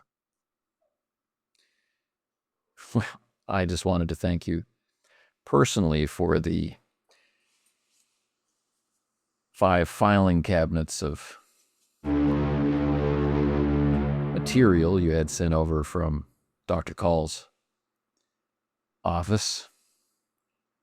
It will prove invaluable, although it was tedious. You know, no stone unturned, huh? I'll buy you a cup of coffee to start paying you back. How about that? Might even throw in a roll. Oh, that's the famous generosity of the Harvard grad. And he kind of hesitates for like half a step at the name Edward Call. And it's like he's trying to remember something because that's where his office is. And again, he's got this kind of image in his head of a red light and a figure, but the figure won't come in focus. And he kind of shakes it off and continues on across the street. The cafe is not particularly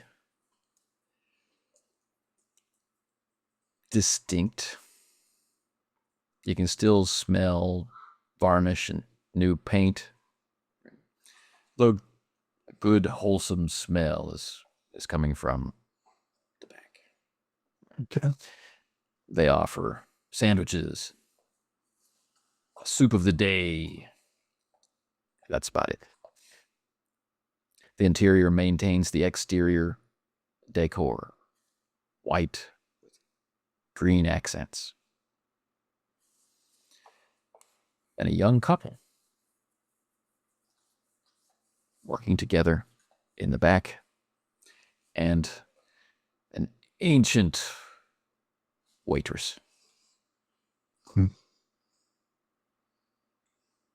Hey, you know, I was just kidding about that coffee and roll thing. You order whatever you want. Yeah, Let's, it is lunchtime. let's grab a seat here by the window and just keep an eye on Smalls' door here, just in case.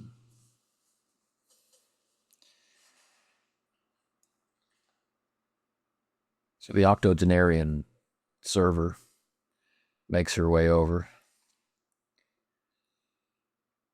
Looks at you both. Smiles a pretty gummy smile.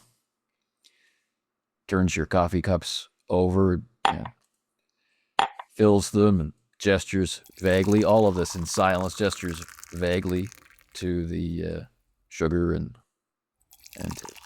little metal creamer pitcher. And then that duty complete, she shambles back over to where she puts the coffee pot down, and she shuffles back, has her notepad, pencil, and raises her brows towards her blued hair quizzically. Order up. Eggs, sausage, side of toast, coffee, roll, hash browns over. All right, you're up. Chili, burger, fries, and pie. Soup of the day and the ham and cheese sandwich. She nods, checks some boxes. You. There's not much on the menu. Simple sandwiches. And the soup of the day is a potato stew. Mm.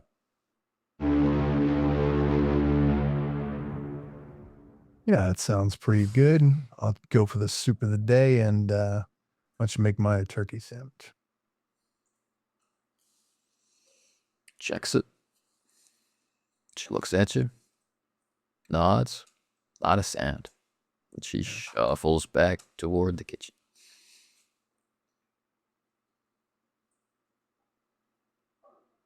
Yeah, I imagine she's one of those waitresses that you swear you've seen before in another establishment, and you probably have. But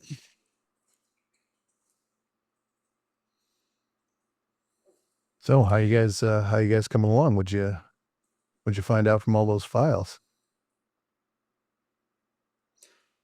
Well, we were mostly surprised that they were actual medical files.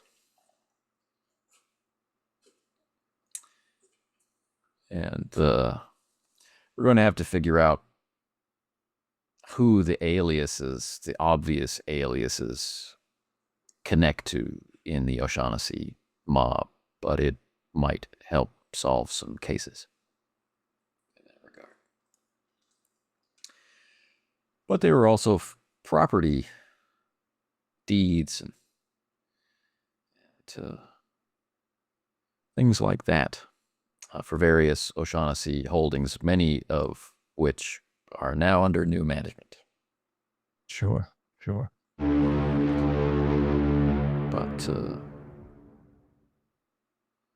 some we're going to track down, some out in the Cambridge area and a little farther flung, farmhouses and things like that.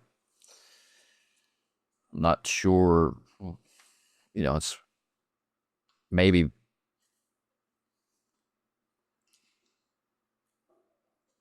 it looks like a puzzle to me, It's like we have this once respectable doctor who's buying up all these parcels of land, failed farms. Hmm. They're not being turned into farmland. They're being just left, no tenants. So we're going to have to go out there and see if maybe that's where the O'Shaughnessy's were stockpiling their booze. Imagine if they wanted somebody out of the way, that might be a possible use of those parcels as well. So that's about as far as I've gotten. There's a whole filing cabinet which was in Latin and Greek, so I saved it for last. And Driscoll / Thornton is thinking about Smalls at that point and going, it could kind of come in useful for that, but out of commission right now. And he's kind of thinking, well, maybe this is the reason that they wanted to, maybe they wanted to consult or something like that, because he's not really sure why the guy's there, other than, saying that they were witnesses to this massacre. And the other thing that's running through his mind is like, he's had to turn a blind eye and a blind ear to a few things, over the last year, people groaning and shuffling past his door to get to Dr. Call's door, and the occasional untidied blood stain or something like that on the carpet outside. And just, it kind of brings up some feelings of like, it feels kind of dirty to be doing that, he was always an honest fighter when he was a fighter, he had some offers, to, alter the results of a couple of fights, but he never really rose up that high to be able to, really be tempted by anything anybody was offering him. But it's still kind of like, just as in his character, it's just kind of like, So he's like,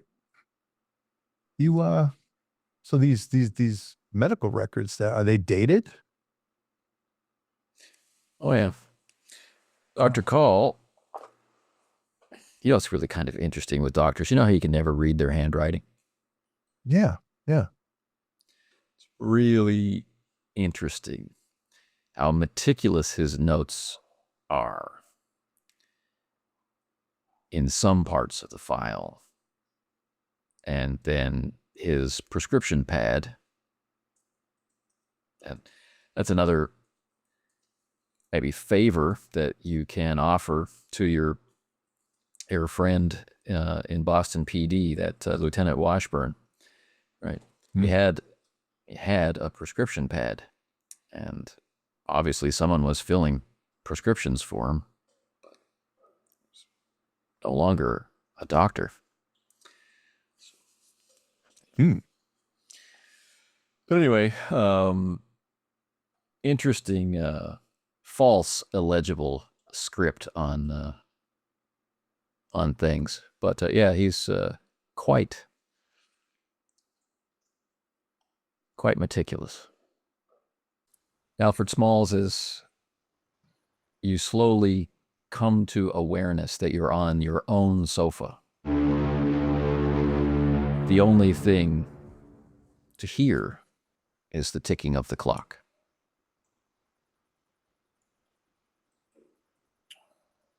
Right. I will rub my head, realize that I'm very hungry, and will lever myself off the sofa and sort of stumble towards the kitchen to try to make some things to fortify myself so that I can recover my senses and think with a clearer head. There's an unfinished meal, half prepared, scattered through the kitchen. And the ruins, the wreckage of the Chinese takeaway. Okay. Well, I think maybe we can make something of this.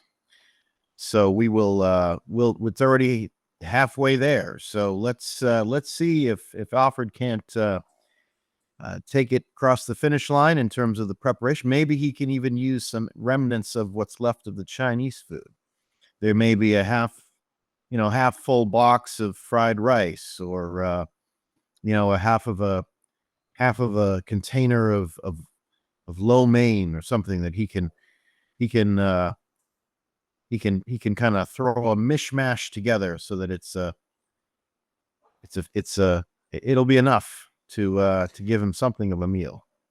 A number of flies rub their hands together gratefully as you consider cooking. And of course, off here in the corner of your vision, what attracts them, of course, is the dried bloody letters of Tommy's message. All right. Yeah. You're walking around in the food and checking things out. Yeah. All right. He'll wave away the flies, and if it looks too despoiled, he'll grimace and start over if he has to. If he has to, if it looks like it's starting to go in a bad way with the flies and everything else, he'll just sort of, say, and mournfully, kind of, it's such a waste. Who would go halfway and half prepare something and leave it like this? That's what a travesty. And he'll just sort of scoop away what he has to. And then if he can find anything left of the Chinese food that's covered up, maybe the flap was down or whatever, he'll seek for remnants that he can be relatively assured that it's not going to be a totally disgusting bit of business. But if it is, then he'll chalk it up to a loss and start over. The box, the paper bag, they're all very greasy. And the contact of the grease on your flesh, it's almost as if it's creeping its way. The desire to cleanse yourself is building.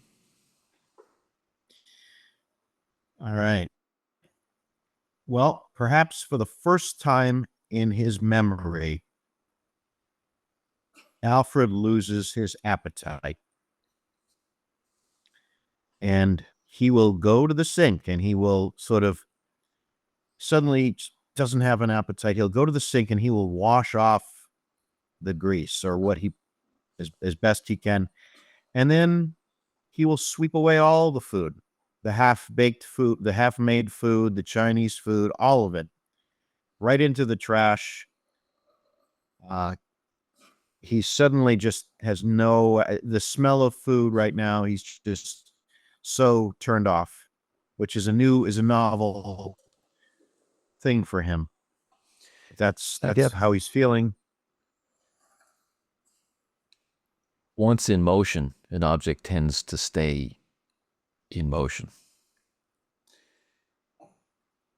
And there's that strong urge not to stop there, to keep cleaning. Do you give in or resist? Oh, absolutely. This place is a shambles. We get these awful letters on the wall. There's a bit of untidiness everywhere. This whole place, we've had people running in and out of this place now, and it's not looking very good at all. So he will clean, get everything that he can, towels, sponges, solvents that he uses. He has stuff in the shop because sometimes antiques need to be, cleaned up a little bit before they're made presentable. So he has a fairly decent supply of cleaning solvents and various things, and he will set this place right without a thought for eating. Across the street, there are many thoughts of eating. And the turkey sandwich and the ham sandwich make their slow way across the green and white tile floor as the waitress navigates between the small tables. She pauses a moment. She smiles her toothless smile, places the turkey sandwich in front of you, places the ham sandwich in front of the treasury agent, whose name was... Not given. I don't believe. And then she heads back toward the kitchen. There are no soups on the table. Order up.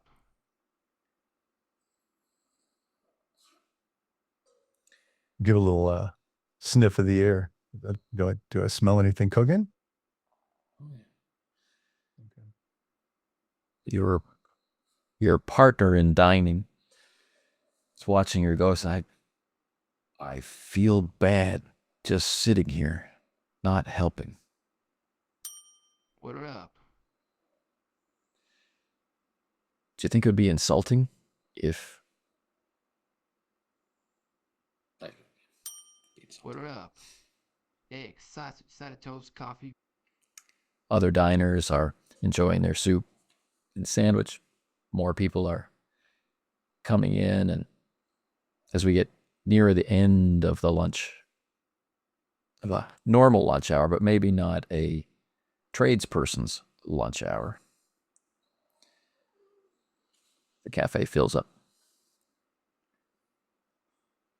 All right. Is there any way I can kind of walk up to the counter and get the attention of one of the younger couple that seems to be running the place? Or It's well spaced. There's Okay. nothing... also, there's not like a separate kitchen. It's kind of like more of like a dining counter with all the stuff With the there. stools. Yep. Yeah. Okay.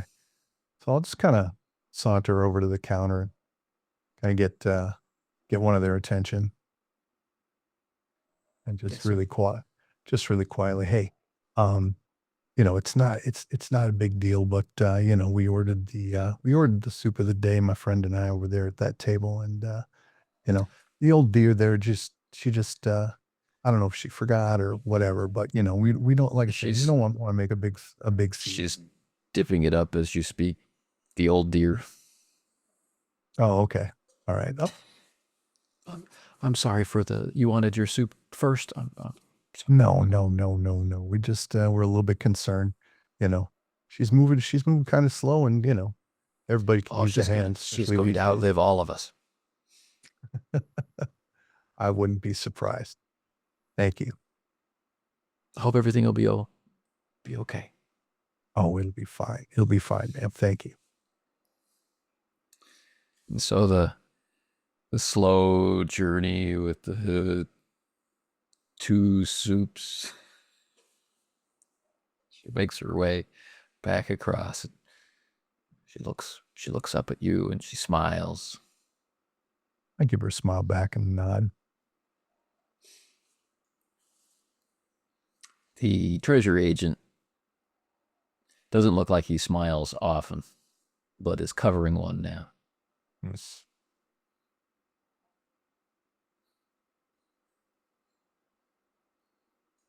So after the soups have been placed on the table, and after another quizzical look at coffee cups, she still has said nothing. What up? Yeah, I'll just tap a couple times by my empty cup. She refills it. Yep. The young man declines.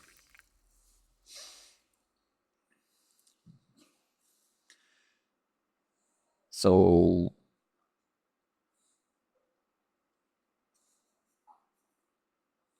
your leave.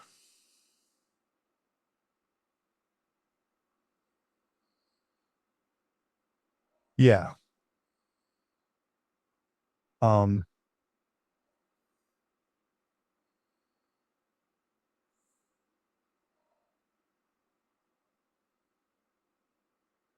know, we've seen some pretty over the top stuff lately. And it kind of looked like it was getting to me. So so it was recommended that I step back, maybe take a couple of days. But this is kind of it's kind of embarrassing to say. I think, they were worrying that I might be getting a screw loose or something. Were you? Yeah. Eddie starts thinking about his own experiences of the last the last few hours, and then the gap, and then before that, and says, yeah, I think I might have been starting to get that way, but you kind of step away from things, and and really kind of come back to yourself, and as long as you can hold on to that, who you are, what you do, I think you got a shot at keeping things together. So I was able to talk about some of those things with some people, and they wanted me to go back. They wanted me to go back home for a few days, but I just kind of felt like, again, this is what I do. So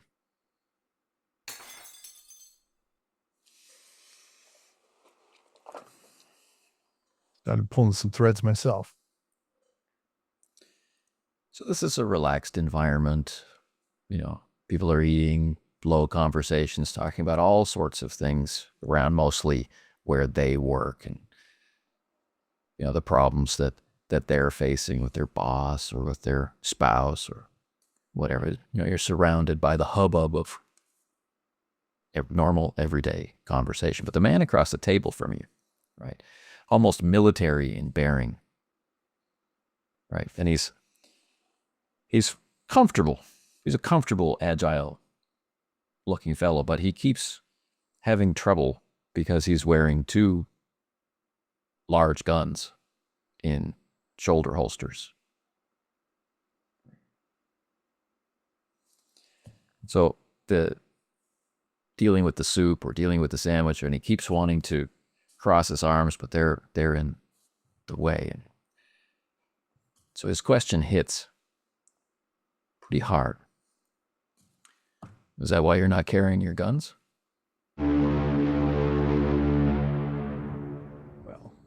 No, I'm not officially on duty.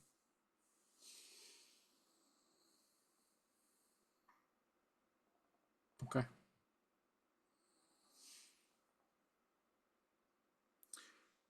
Back across Newberry Street.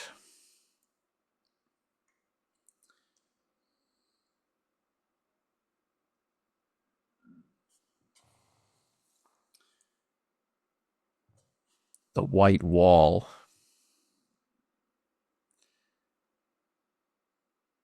smeared pink, cleaning the letters, right?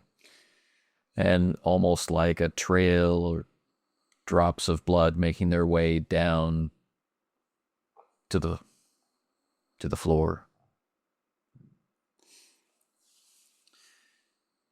And of course, all of this cleaning is getting the filth on you.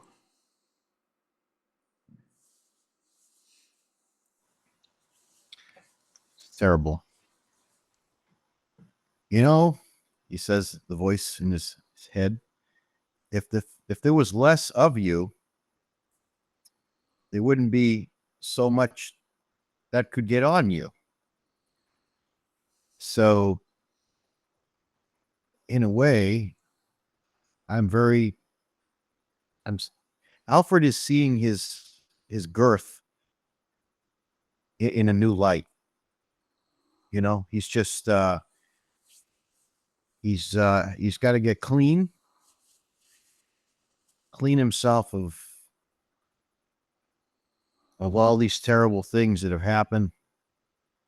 Or perhaps if he's to go even further with these mysteries, he has to be as pure as he can be. I mean, that's how the great monks and ascetics of all the traditions are. So, I mean, he's looking at his body and he's thinking, God, look at this great expanse of flesh. Think about all the homes that he's created for these unclean things that are feasting on his flesh right now, living on his flesh. There's just too much of him, and he's let it go on for much too long. So he needs to get this apartment clean, and he needs to clean off himself, and he needs to be, yeah. If there were less of him, if he wasn't always, he's kind of looking at all the food he keeps shoveling in, and he's just, he's reevaluating.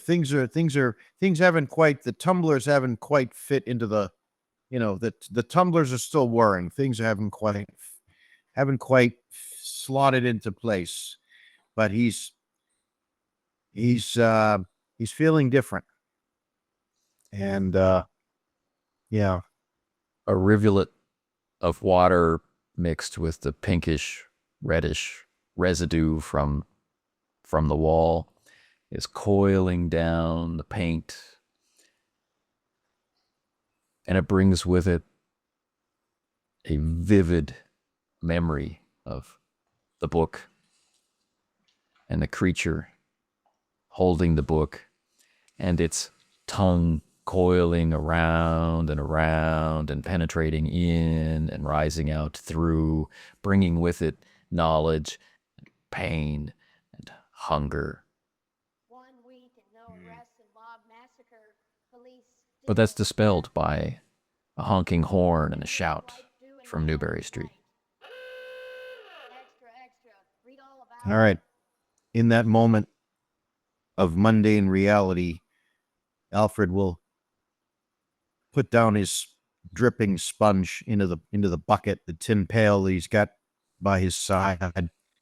He'll hasten to hear. He hears that noise. He'll hasten over, practically tipping over the bucket. He'll kind of kick. He said, "Oh, I almost kicked the bucket," but apparently I just turned a little pale. And then he'll shamble to the window ledge. He will notice how dirty the windowsill has gotten.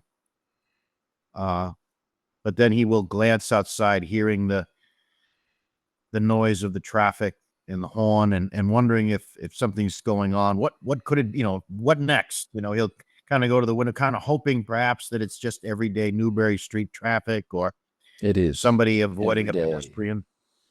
Everyday Newbury Street traffic. Right. Your path from the kitchen to the window, of course, takes you past the book, takes you past the sofa and the armchairs and the table and the detritus of investigation and conversation. Yeah. Where's Terrence? Where's Tommy? Where's that other man? Another man, right. They've all left me. Can't say I blame them. It's been such a strange time for all of us. Where could they have gone? Across the street, an ancient woman with chalk is erasing today's special.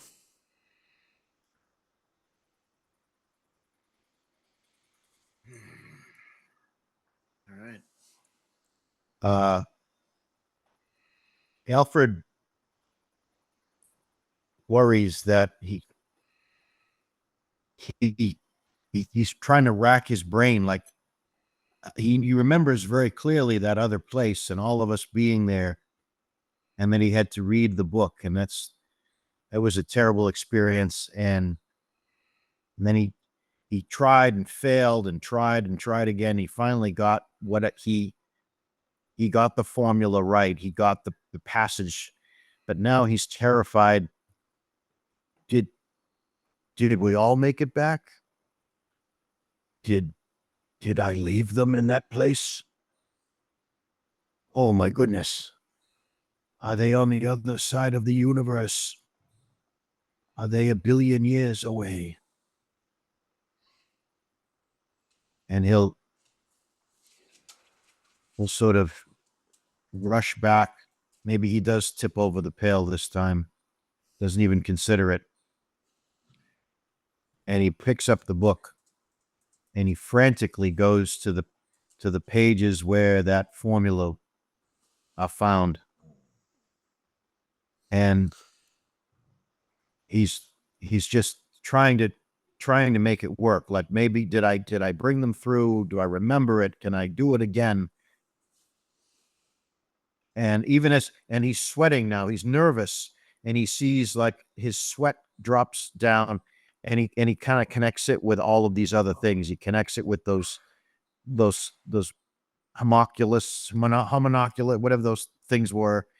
He connects it with the dripping, the pinkish liquid going down like the white wall, just as he's kind of a large pale man. It's like sort of he's just sort of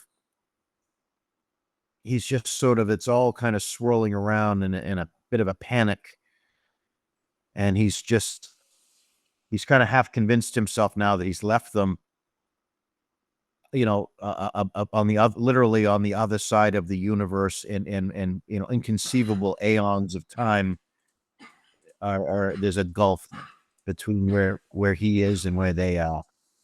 So he's going to be panicking, just in a panic for goodness knows how long. The book is warm. It's flesh against your flesh, and its pages are like a mirror of your own mind. As you reach back in time to your own thoughts, so too is the organization of information within the covers of the book, made clear to you by your study. And though this book is incomplete, it whispers to you of the secrets of the true book, what knowledge it once held. And you find the formula the convolutions of mind and flesh and heart and energy that allow you to use the crack in space that's just over there, to open it wide enough to pass through or draw things through. And it reminds you, don't worry. You are the thread, but Terrence is the needle.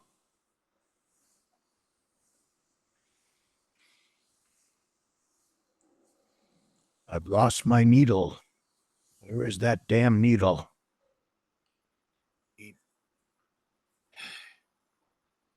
He could be anywhere. Damn it.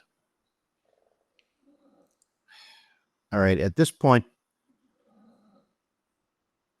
Smalls realizes that he's metaphysically too weak. He's too exhausted. Even if he could pull off the formula, he'd probably wouldn't make it through. He just feels like somebody that he just can't lift that weight again. And again, he's sort of in his mind, he's kind of correlating that, kind of like, I can't lift that weight. And then he's sort of looking again at his physical form, like, once again, I'm confounded by weight. Confounded. It's always weight. I'm never strong enough. There's always too much weight. And then he comes to a snap decision. He says, I'll look for him in the city first. And if he's not here, then he's got to be back in that place. But I've got to gather up my strength. I will search this city first. And then he will he won't even bother to put on his proper coat or anything. He's just in such a panic. He's just going to, it's too much weight. I don't need a heavy coat. There's enough of me to keep me warm. And then he heads for the door and heads down, bangs down the stairs and just out onto Newbury Street, kind of like looking this way and that. All right. So in the restaurant across the street, after serving you your coffee, the waitress made her way out. She's slowly erasing the soup from the sign. So now today's special is just sandwiches. Right. And the door to Smalls' antique store bursts open. And Smalls is in the doorway. Wet clothes. Frantic. He catches your dinner partner's or your lunch partner's attention also. Yeah. Eddie's on his feet in a second. Is that him? That's him. You go calm him. And he reaches for his wallet, takes out like a ridiculous amount of money, like a 10, and just kind of puts it on the counter. Says thank you and hurries out. I hope you liked everything. So the younger man is, with a sharp look left and right, just runs straight across the street, doesn't go to the corner, doesn't go to the crosswalk. He has the easy movements of the athlete. And Smalls a young man, not so young as Tommy, but armed. Twin guns under his flapping coat, is running across the street from what should be a bakery, but is now a diner, a cafe. He's running across the street at you.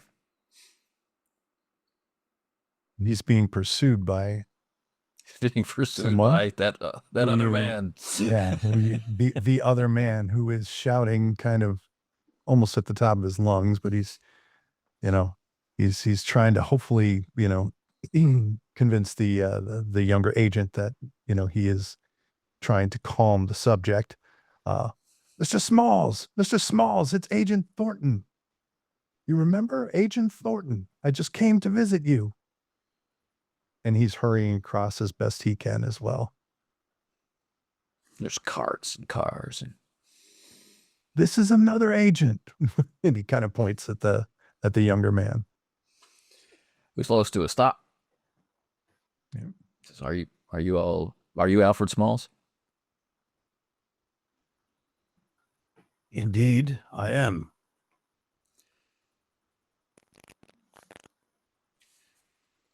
My name is Prince. I'm with the Prohibition Bureau.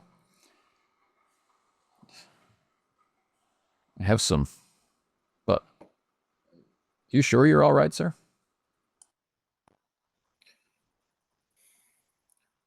No, I'm afraid I'm missing a friend, and I'm worried about him.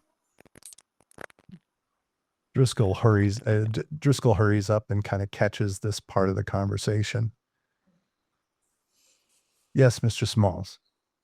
Mr. McSweeney and I were concerned for your well-being. We consulted with your doctor. And he kind of gives some a meaningful glance here. Has no idea whether it's going to register with him because he was out cold. But he's like, we consulted with your doctor and Mr. McSweeney went to get some medicine for you.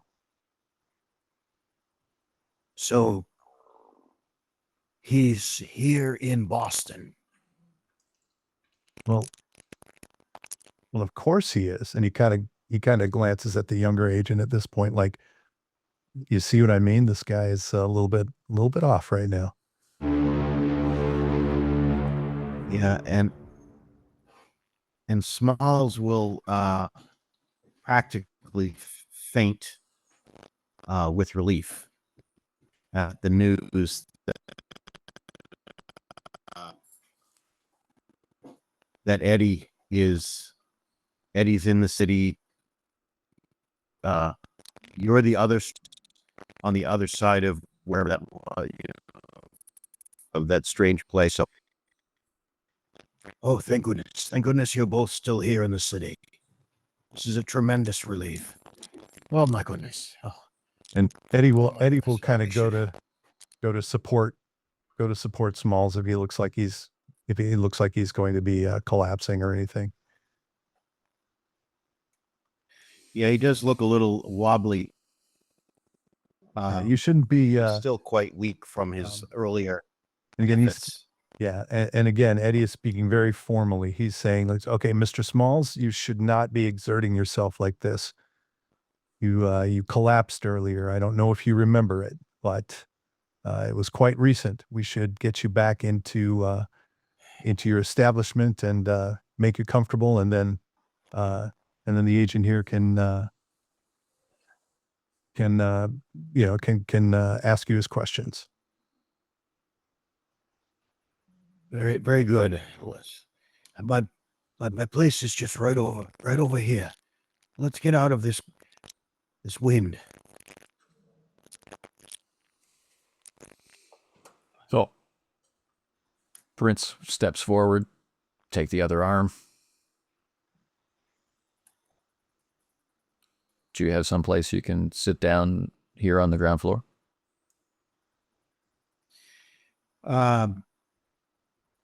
There might be like a chair or two. There's a small stool behind the counter.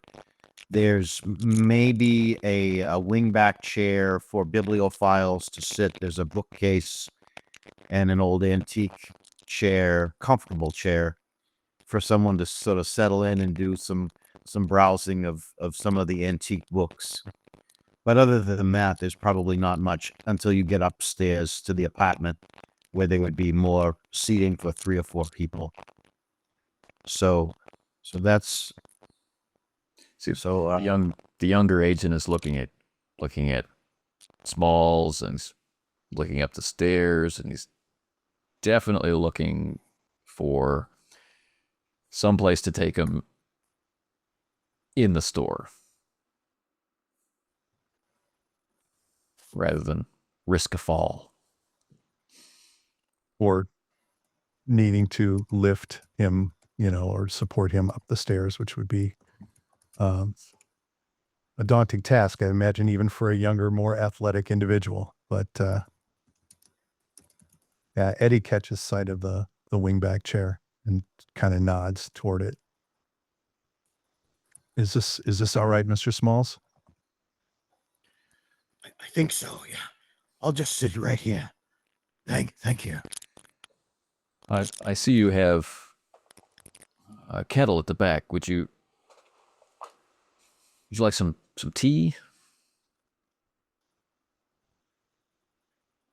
Maybe just a bit of tea, no cream or sugar. Just straight tea. So Thank you. he nimbly cuts his way through the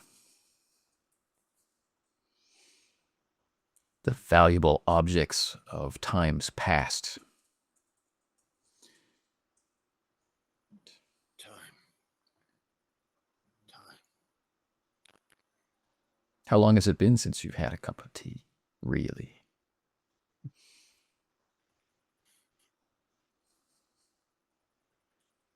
It's been all time.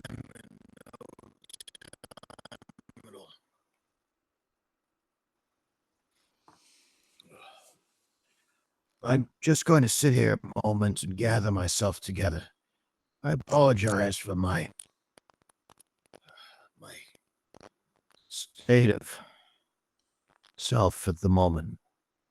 It's all right, Rather Mr. Smalls. peculiar day. And Eddie will take advantage of the agent going back to the kettle. And as he's kind of like laying a reassuring hand on Smalls' shoulder, he'll lean in and say, "You remember, I'm supposed to be Thornton, but I'm Eddie Driscoll. I'm a friend of Terrence's. He is in the city. What is the agent's name?" It's the young man's name. And he'll just kind of, His name is Agent Prince. okay. And Eddie visibly relaxes at that. Like this, he's been just like a sea in so many different ways over the past like 24 hours or so. He might be Agent Ludwig Prince, but I'm not sure that he's Prince for sure. That'll do.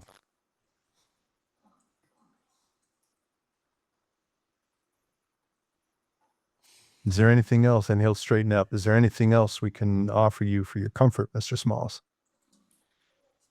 No, thank you. I think I just need a little time to recover.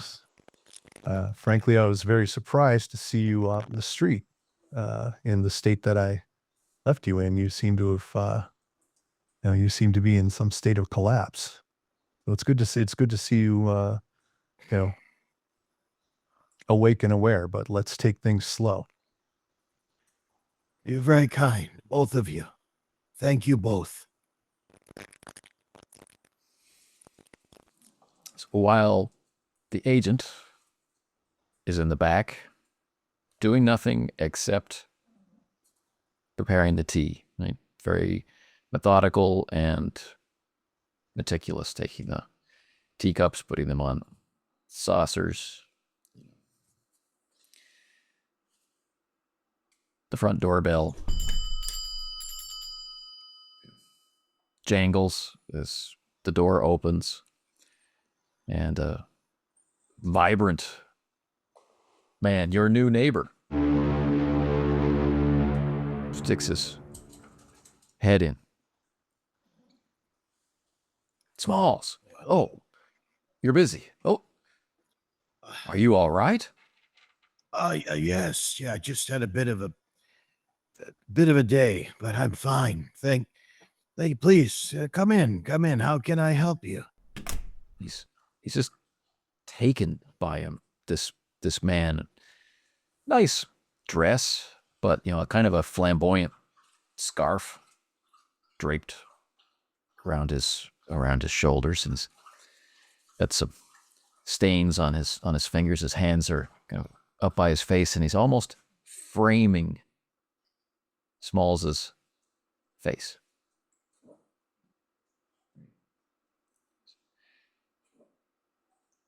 Oh, forgive my rudeness. Robert Upton Pickman. Oh, He holds his hand out to Thornton. Yeah.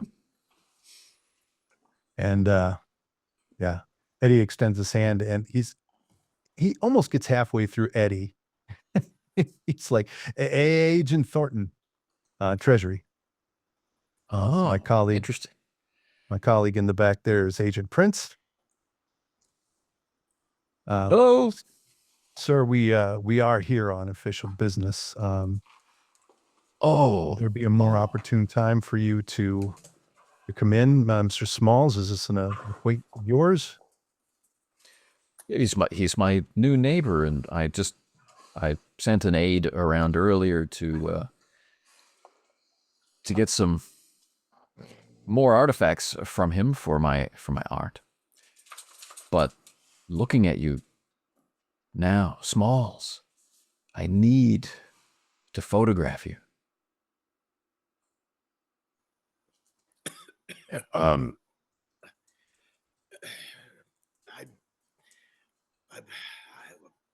not in much of a state, I'm afraid. That's why. But It's the beauty of the true human condition. And Eddie at this point will interpose himself between the two. Sir, again, we are on official business, and Mr. Smalls is rather indisposed due to his condition as well. Right.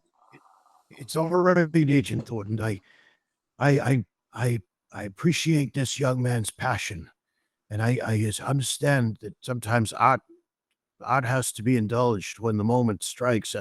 I'm sure it would just take a moment for him to get his camera and take a photograph, and then we can discuss our matters. I mean, the tea hasn't even come to a boil yet. I'm sure that I appreciate your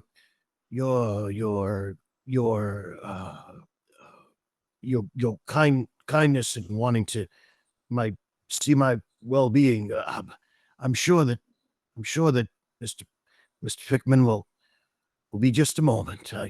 I'm sure we can get all of this in. After all, what is time? There's time enough for everything. If please, he's perfect. And Eddie just kind of looks from one to the other. And it's almost like, you know, in his mind, he's just like screaming, like, what the heck are you doing? But that's in his mind. He's trying to hold things together right now. And he says, all right, go and get your camera. We'll see. Thank you. And he sweeps out. Not like in a overly theatrical way, not like a stage performer, but with the passion that Smalls cited. You know, like a boxer heading for a title match, like a young man pursuing a lovely woman down the street, like a dog after a ball. He's on the hunt. And Driscoll, having done some, you know, conducted some interviews in a fairly professional way, you know, maybe not, you know, by the book in terms of like law enforcement or anything, just kind of turns to Smalls and just kind of rather coldly, Mr. Smalls, for a fairly new acquaintance by everything I've observed, you're certainly allowing this man some liberties, especially considering your condition. Well, he's been an excellent customer so far. And frankly, business hasn't been as good as it had been. So anything, I do admire his eagerness. And frankly, I don't want to alienate someone who is both a neighbor and a customer of the shop. I don't want to make it awkward, any more awkward. If we say no to him, he'll just pop up later. So I'd rather just indulge him this moment and keep things on a good note with my new neighbor and good customer. He may be someone that we can turn to. He seems to have an eye for things. He may be of help to us at some point. Not making much sense, but something tells me to follow my gut. We should humor this young man. No, I do understand. I just want you to keep in mind that, we do have some official business to conduct here. As a matter of fact, one of the reasons that I came by was because you may remember the questions that they're going to ask, the questions that Agent Prince is going to ask you have to do with any details you could remember on the recent unpleasantness, what the papers are calling the massacre. I understand you're a witness. I cataloged several file cabinets, or noted several file cabinets worth of information, and noted that some of the files seem to be in ancient languages. It's my understanding that you're an antiquarian. That is true. Do you have any knowledge of ancient languages such as Latin and Greek? Latin is my specialty. Greek, not so much. But with my connections in the business, I could probably find someone that could facilitate a translation into Greek or out of Greek. I'll leave that to my colleague, Agent Prince. Speaking of your colleague, Yeah. he's making his way back, and he says, "Alex, I speak Latin and Greek. You know that." And as that detail hits, the neighbor comes back in with the camera, and we'll close the session for the evening.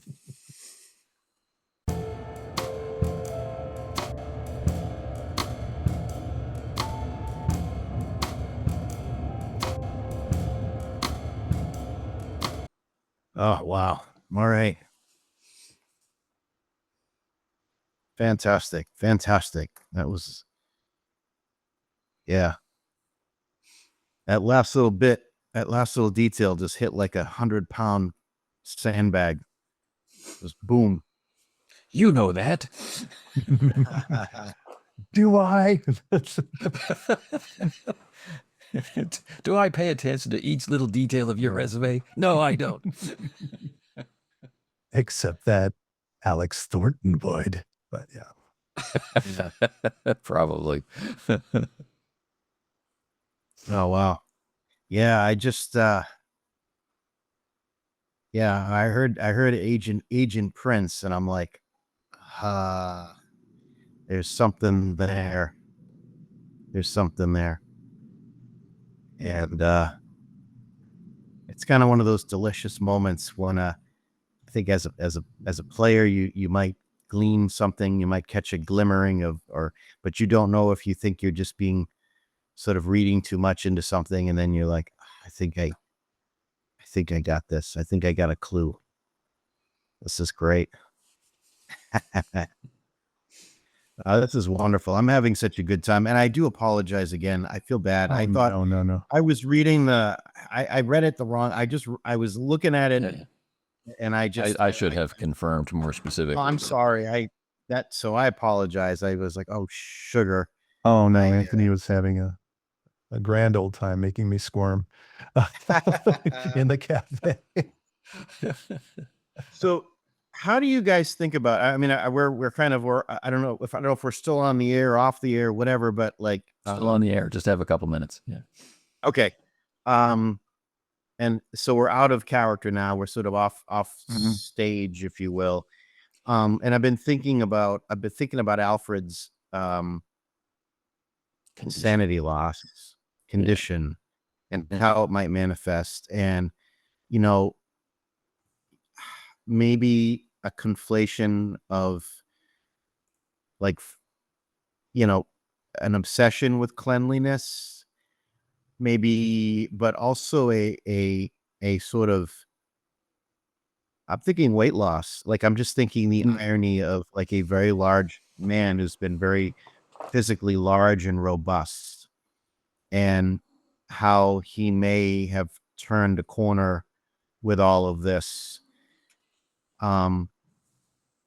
He's looking at this sort of broad expanse of the wall and the blood on it, and he's just sort of, it just kind of, I'm thinking like, it might be a way that his mania or his malfunction, if you will, manifests. Sure. He's hungry for different things now, and His experience He's sort was of horrific. yeah, and he's questioning the whole idea of time and of the relationship of physicality to time to processes, and he's just sort of, his own physicality, his own largeness is sort of it's almost like, could it be just a trick of the light? Could it just be, could a large man fit through a small rent in dimensions? How does that work? Is he really large? Maybe he's really thin, and maybe he's just been clouded this whole time. It's all of this sort of confused babble of both articulated thoughts as well as sort of half-formed notions, and the tremendous strain of being thrown through this sort of metaphysical blender. And I'm just thinking it might manifest in a radical change in his eating habits. Sure. I think that works. The sloughing off, the shedding of all of this extraneous material where foul things can hide. Right. Yeah. So simple tick of needing to clean himself, but also purge. I think there's a lot. Right. A lot of purge. value. Purge. That's a great word. Purge. Purge himself of these contaminants. The city is large. The city is filthy. The city is tightening its belt. The city, he's a product of Newbury Street. He's a product of the city. He's a Bostonian. At the same time, so he's like, but he also went to a very spare reality that was also Newbury Street.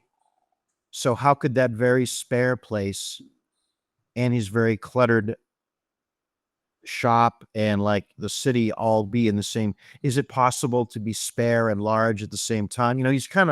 He's working through all of these different concepts, and it might come out as in that way. Yeah. Like if he might start to purge.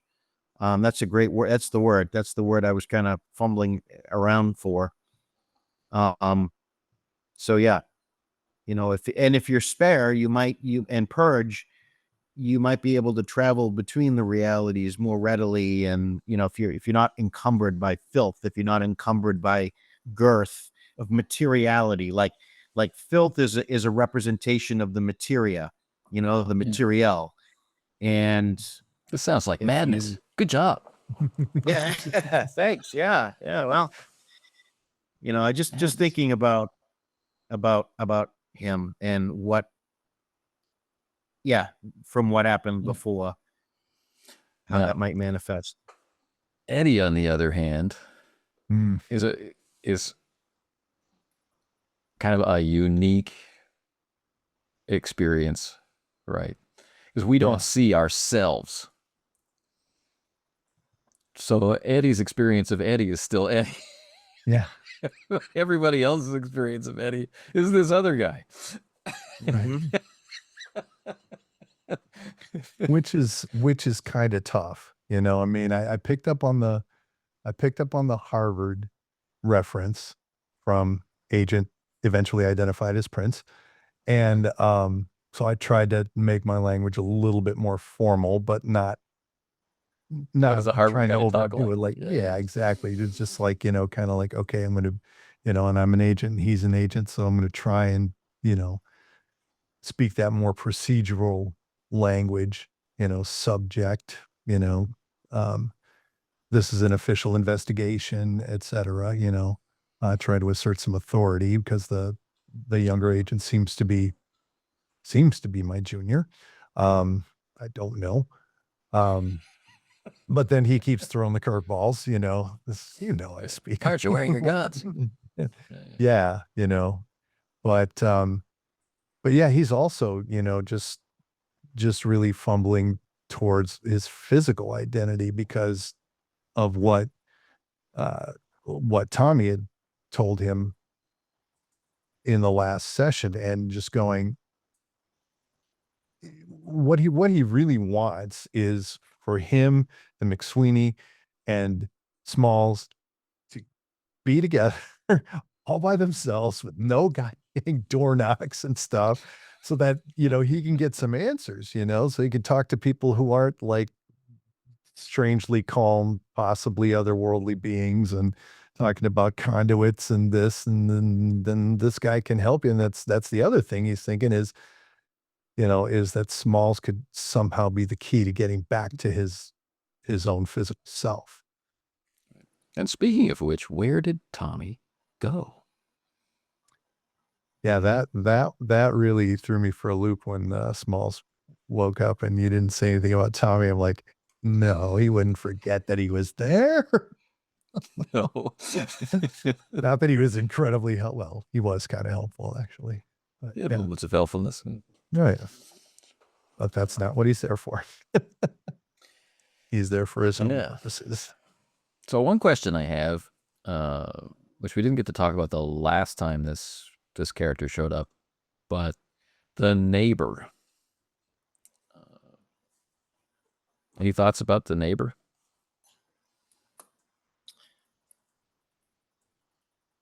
I have some thoughts about the neighbor. I mean, just being a reader of Lovecraft, I want to make sure I'm keeping my Is it uncomfortable or is it comfortable? It's comfortable. It's comfortable in that I'm curious to see where we go with it as a group. I'm comfortable. I'm comfortable with that. I want to make sure though that I don't, as a player, just bring in sort of my own knowledge of this. Yeah, like you have maybe seen his art. Yeah, I've seen his art, and he's been a customer of this. Like, I didn't want to, even as I was saying, don't alienate, like, let's My only customer. Right. I'm trying to assess my motives. Like, I'm like, is this me? Is this Brian sort of channeled through Smalls saying, I want to see more of this character because I know in the Lovecraft canon he's a dude, or not? And I'm like, no, I'm questioning. I'll be very careful in Smalls' interactions with Pikmin. I want to make sure that I'm not bringing player knowledge into that exchange. And I do feel like he's been a great customer. My sales have been down. he's an eccentric, and I think Smalls would appreciate that. So, and I think in a way we've been through such a strange time, and we continue to go through some strange journeys, that a passionate artist might become a sympathetic ear. It might. I'm not looking to draw him. Smalls, rather, is not looking to draw him into peril. But if we're looking for allies, potential, if we're looking to cultivate potential allies in a world that's gone very, very strange, a passionate artist type may be the type of person that we can turn to when kind of normies, when muggles would lock us up in Danvers, So I've got a couple of irons in the fire as to why Smalls would want to Oh, sure. not alienate this fellow. So that's how, and as a player, I do feel comfortable as long as I keep myself as a player on a kind of a tight leash, kind of keep my focus in the world of the game and not bring in me. But I've just done an awful lot of talking. Scott, how about you? Yeah. Yeah, I'm not as steeped in Lovecraft, so I'm probably not you're going to safe. pick up. Yeah. Yeah. Uh-huh.